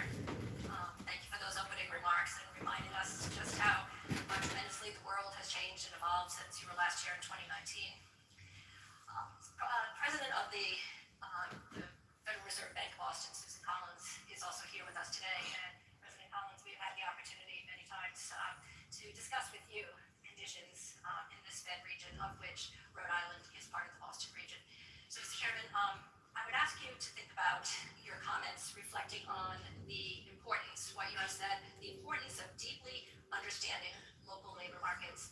And I'm wondering if in your deliberations leading up to the most recent FOMC meeting, whether there was anything particularly distinctive in what you saw coming out of Boston. Let me say a word about the big books. There are 12 reserve banks, as you know, around the country, and each of them has deep ties into not just the business community, but medical community, educational community, nonprofits. And each FOMC cycle, which is sort of 8 of those a year, they do a deep dive and they collect lots and lots of information about the economy. And so, and that information gets collated, put into what we call the beige book, because it's beige. And we not that original. And so we get that a couple weeks before each FOMC meeting. And I have to say, I don't know of any source of sort of qualitative information about the economy that even approaches this. It's just a lot of conversation with a lot of people. I personally find it very useful. Sometimes you look at that book and you see significant regional differences, and this is not one of those times. So, for example, the Boston Fed piece in the last page book that was pretty common across 8 or 9 of the districts. So I would say nothing really jumped out from the Boston piece. What you saw was all around the country. You saw pretty modest growth, wage and price inflation at modest to moderate levels, the economy growing but not fast, and uncertainty, significant uncertainty about federal public policy is kind of weighing on investments and the decisions about investment and hiring, except in the area of the AI build-out, which is just going really strong pretty much in many parts of the country. So nothing distinctive from the Boston region that would inform your future decision making, looking at the setting of monetary policy. What I saw from Boston was quite similar and overlapping with a number of other districts. Again, sometimes that's the case where things are pretty much of a piece. Sometimes different regions, particularly if there's commodity prices in the commodity-oriented regions, right now it's much more the same around there. So let's talk about and build on what you described a few moments ago about the dual mandate of the Fed. And if you could talk about these conditions that wax and wane over time, what signals will you be looking for in the run-up to the next FOMC meeting, which is in roughly 30 days? We have 2 goals, as you mentioned, maximum employment and price stability, and they're equal goals under the law. So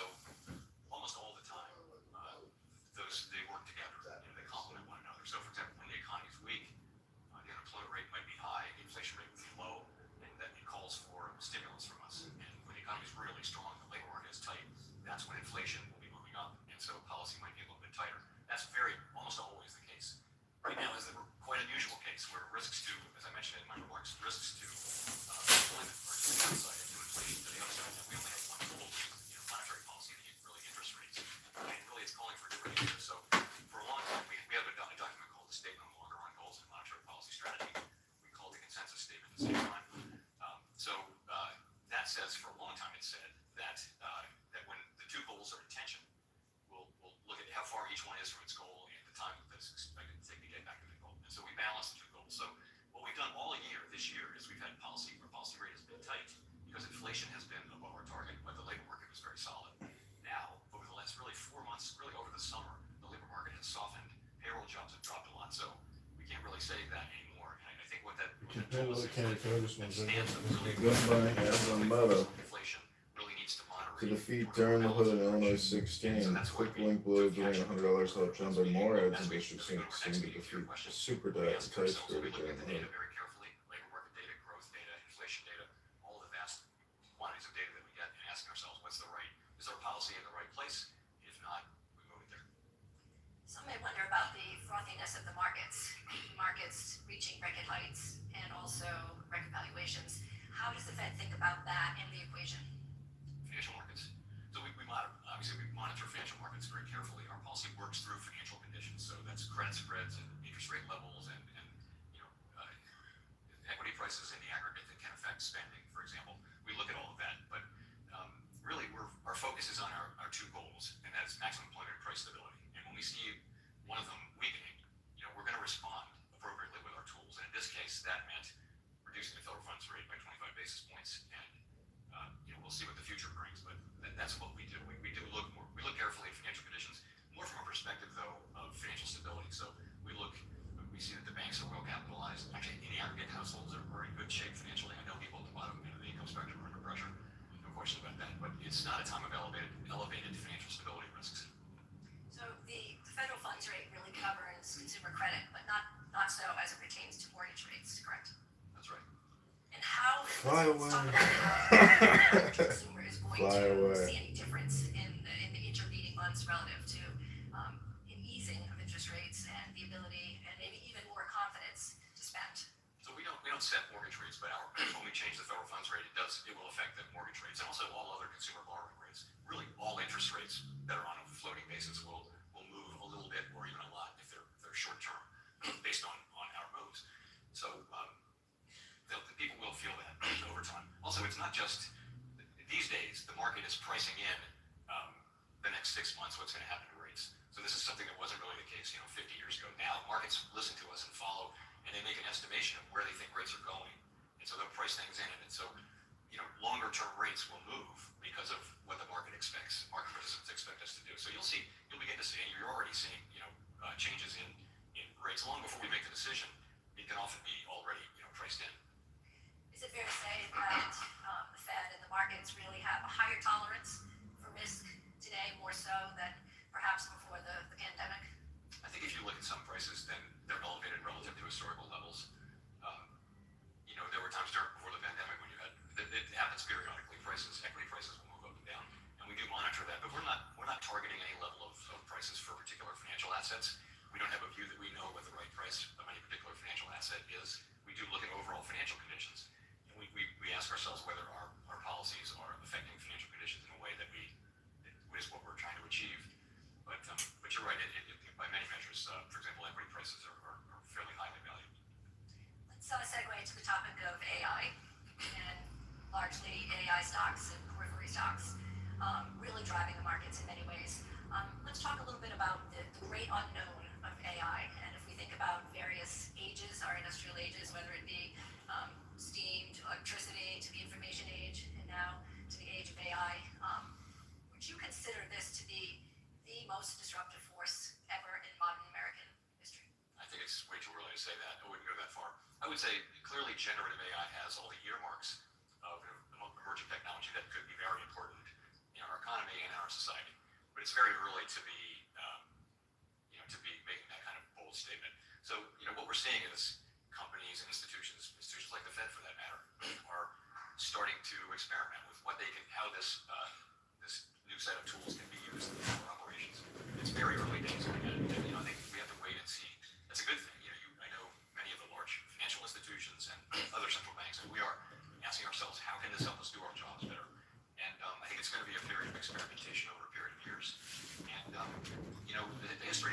that there's a lot of fear that technological innovation will eliminate jobs.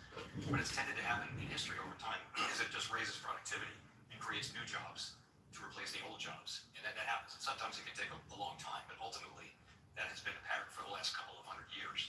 Is this not going to be different? I just don't think we know yet. I don't think anybody knows. You are a labor market futurist, also a historian, and the concept of AI and humans in the loop, very profound impact on the labor force. What are your thoughts about specifically agentic AI as a differentiator from generative AI, and how will the Fed be looking at the impacts of the workforce, the labor participation rate, given the unknown of what could happen with displacement around AI tools at all ends of the spectrum? Our tools work on demand. That low interest rates, higher interest rates, they work on demand. When there are structural changes in the economy, there's not a lot that an interest rate change can do for that. And so if you're talking about distributional issues or labor force participation or retraining or any of the things that come to mind in connection with those questions, that's really going to be something for legislators and the private sector. We of course, we have experts on this, and a good portion of them are studying what the potential effects of AI on the labor force, and many great economists around the country and around the world are publishing on that now. It really is too early to say. I think you can say that some jobs are going to be phased out. Some jobs are going to evolve, and people are going to be further trained and that sort of thing, and be able to keep a job like that. And there'll be new jobs that come. And how will that balance work out, and what will be the timing of it? It's just quite hard to say. But how does that factor into deliberations on a near-term basis? Things are moving so quickly, and the observation and the argument that artificial intelligence isn't just impacting those entry-level jobs, those quasi-unskilled jobs, but really tentacles reaching into highly skilled professions, whether it be finance, whether it be communications and media, whether it be healthcare, whether it be law, finance. So all ends of the spectrum, highly educated individuals down to more automated, more easily automated tasks. Sort of a really interesting problem for those of you that are studying labor market economics. How do you approach that? Well, a lot of what we're doing with our time is trying to understand the current position of the economy, what's actually going on in the economy today. Pardon me. So part of that is hiring rate has really dropped. Job creation has dropped very sharply. So what are the factors there? So I mentioned earlier, I think, part of it just is there's a lot of uncertainty about the direction of public policy, and so companies are holding off. They're not hiring, and when you don't hire through attrition, your labor force shrinks, and you save money that way. That may be a way of passing on tariff costs. It may be something like that. So that's happening. Lots of questions around whether AI is a major factor associated with the relatively low hiring rate for people just graduating from school and just entering the labor market. And people are doing studies on that. And I looked at one from Stanford, another from the New York Fed last week, and the sense of it was, we think we can find some evidence that generative AI is having one of the reasons here, but we can't really say it's the main reason. And we have our Jackson Hole conference every year in Jackson Hole County, and we had some great labor economists, and one of the big debates was what's going on with AI, and it was a professor from, I want to say, Columbia, who just basically said, there's no evidence that this is acting any differently than her view was, not acting any differently from other technological, movements, waves, and so I think she would be more at the end of an optimist, a techno-optimist. We've all, there are books out there that will tell you the world is ending, and but I don't think we know. Again, I think we're going to see how this evolves, and again, if it does turn out to be something where labor force participation really declines in a way that creates social difficulties, that's going to be something that legislators and the private sector will have to address. We just don't know that yet. Over the weekend, I read where you had been discussing speaking on recent on Gen Z and college graduates and any possible disruptions in trying to find jobs. So Gen Z would be those born between 1997 and 2012, roughly ages 13 to 28. What are your thoughts on college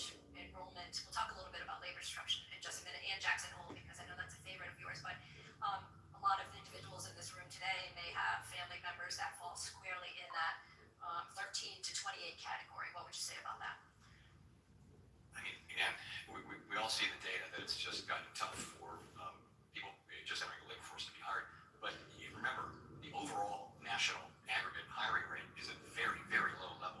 The layoff rate is also at very, very low. You're in a low fire, low hire economy, and it feels like companies are just, they've kind of stopped hiring or slowed down their hiring because they want to see how this all shakes out. We're having very important changes to economic policy in the United States, and companies and people are wondering how's that going to work out. So I think that's part of it. The other thing I would add, though, is, there's a lot of good scholarship around technological innovation and inequality, if you will. And the sense of it is really that if schools and society give students graduating the skills and aptitudes they need to benefit from evolving technology, you can have declining inequality over time. And that's what the United States had for many, many years, up until about 1970, when U.S. educational attainment kind of plateaued and inequality takes off.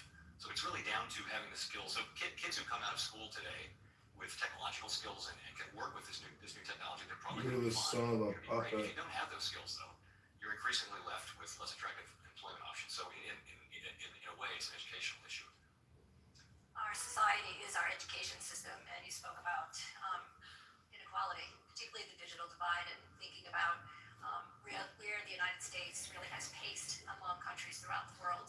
Particularly, that was a subject that you initiated at Jackson Hole back in August. What are your thoughts on how that is likely to really change the way we look at technology as a force for productivity and advancement? Technology has been raising incomes and productivity for really a couple hundred years since the Industrial Revolution. It's been an amazing thing for the quality of human life, and there's no reason why that has to change. In the United States was the first country to have gender-blind secondary education. And if you go back, you'll see that there's a great book on this, but just basically the U.S. had fast technological innovation for a century, and also declining inequality because people were coming out and their educational capability, the capabilities they took out of the educational system gave them the ability to benefit from evolving technology. So, and that's really the key, because technology, what it does is it makes us more productive. I used to, one summer, I worked on a project that was building houses, and I basically had a shovel and I just dug most of the summer. And now that would be a Bobcat, which can do 100 times the work, no blisters, no water breaks. It's just much more productive. And you see housing production's gotten, at least it did get for a while, much more productive, not so much lately. But that I think is the story. And while U.S. educational attainment, college graduation rates, things like that, leveled out, they're still going up. The rest of the world caught on and has really caught up in terms of educational attainment. And that really is the key. To your point, your educational system, your country is your educational system ultimately. It's the people that come out and what can they do, and a variety of other factors too, obviously. But I think that's a key element. I'm struck by this, Mike, because this was a major factor at our recent conference, and we had a great conversation about it. Well, tell us about the book. You gave me a homework assignment the other day, so I did download it, but I think everyone should follow that lead. All right. It's a book's called The Race Between Education and Technology. It's by Claudia Golden and Larry Katz. Tim Hood lied to you about the safety, effectiveness, usefulness, and purpose of the COVID-19 vaccine. Tim Hood's a failed leader, big pharma pusher, and spinner. Guy's a puppet, just like his father. It's very, I'm not a PhD economist. I read it 20 years ago. But you said it still holds very much true today. It does. And I think it's a good explanation for why the U.S. has had rising inequality.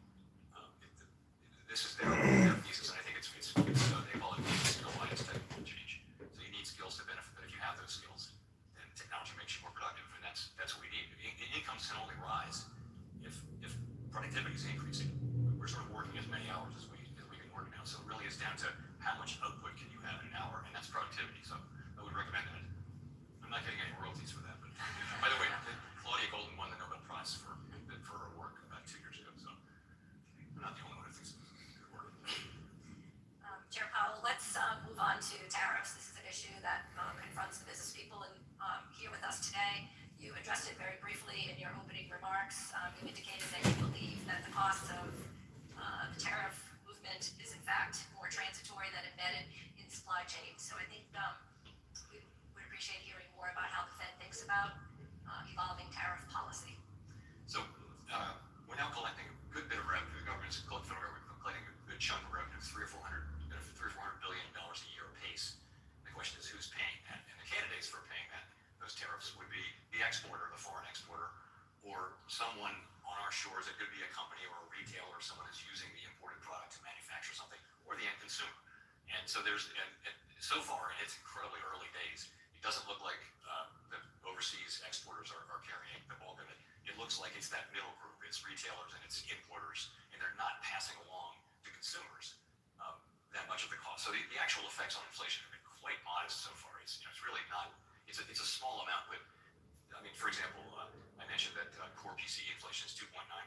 Maybe 0.3 or 0.4 of that is tariffs. So it's not the big factor. It's not a big inflationary thing, but it is something that is driving up inflation a bit. And the question is, are companies then are they going to eventually be able to pass that stuff through, and then that might drive inflation up a little higher? So we've been watching this since the beginning.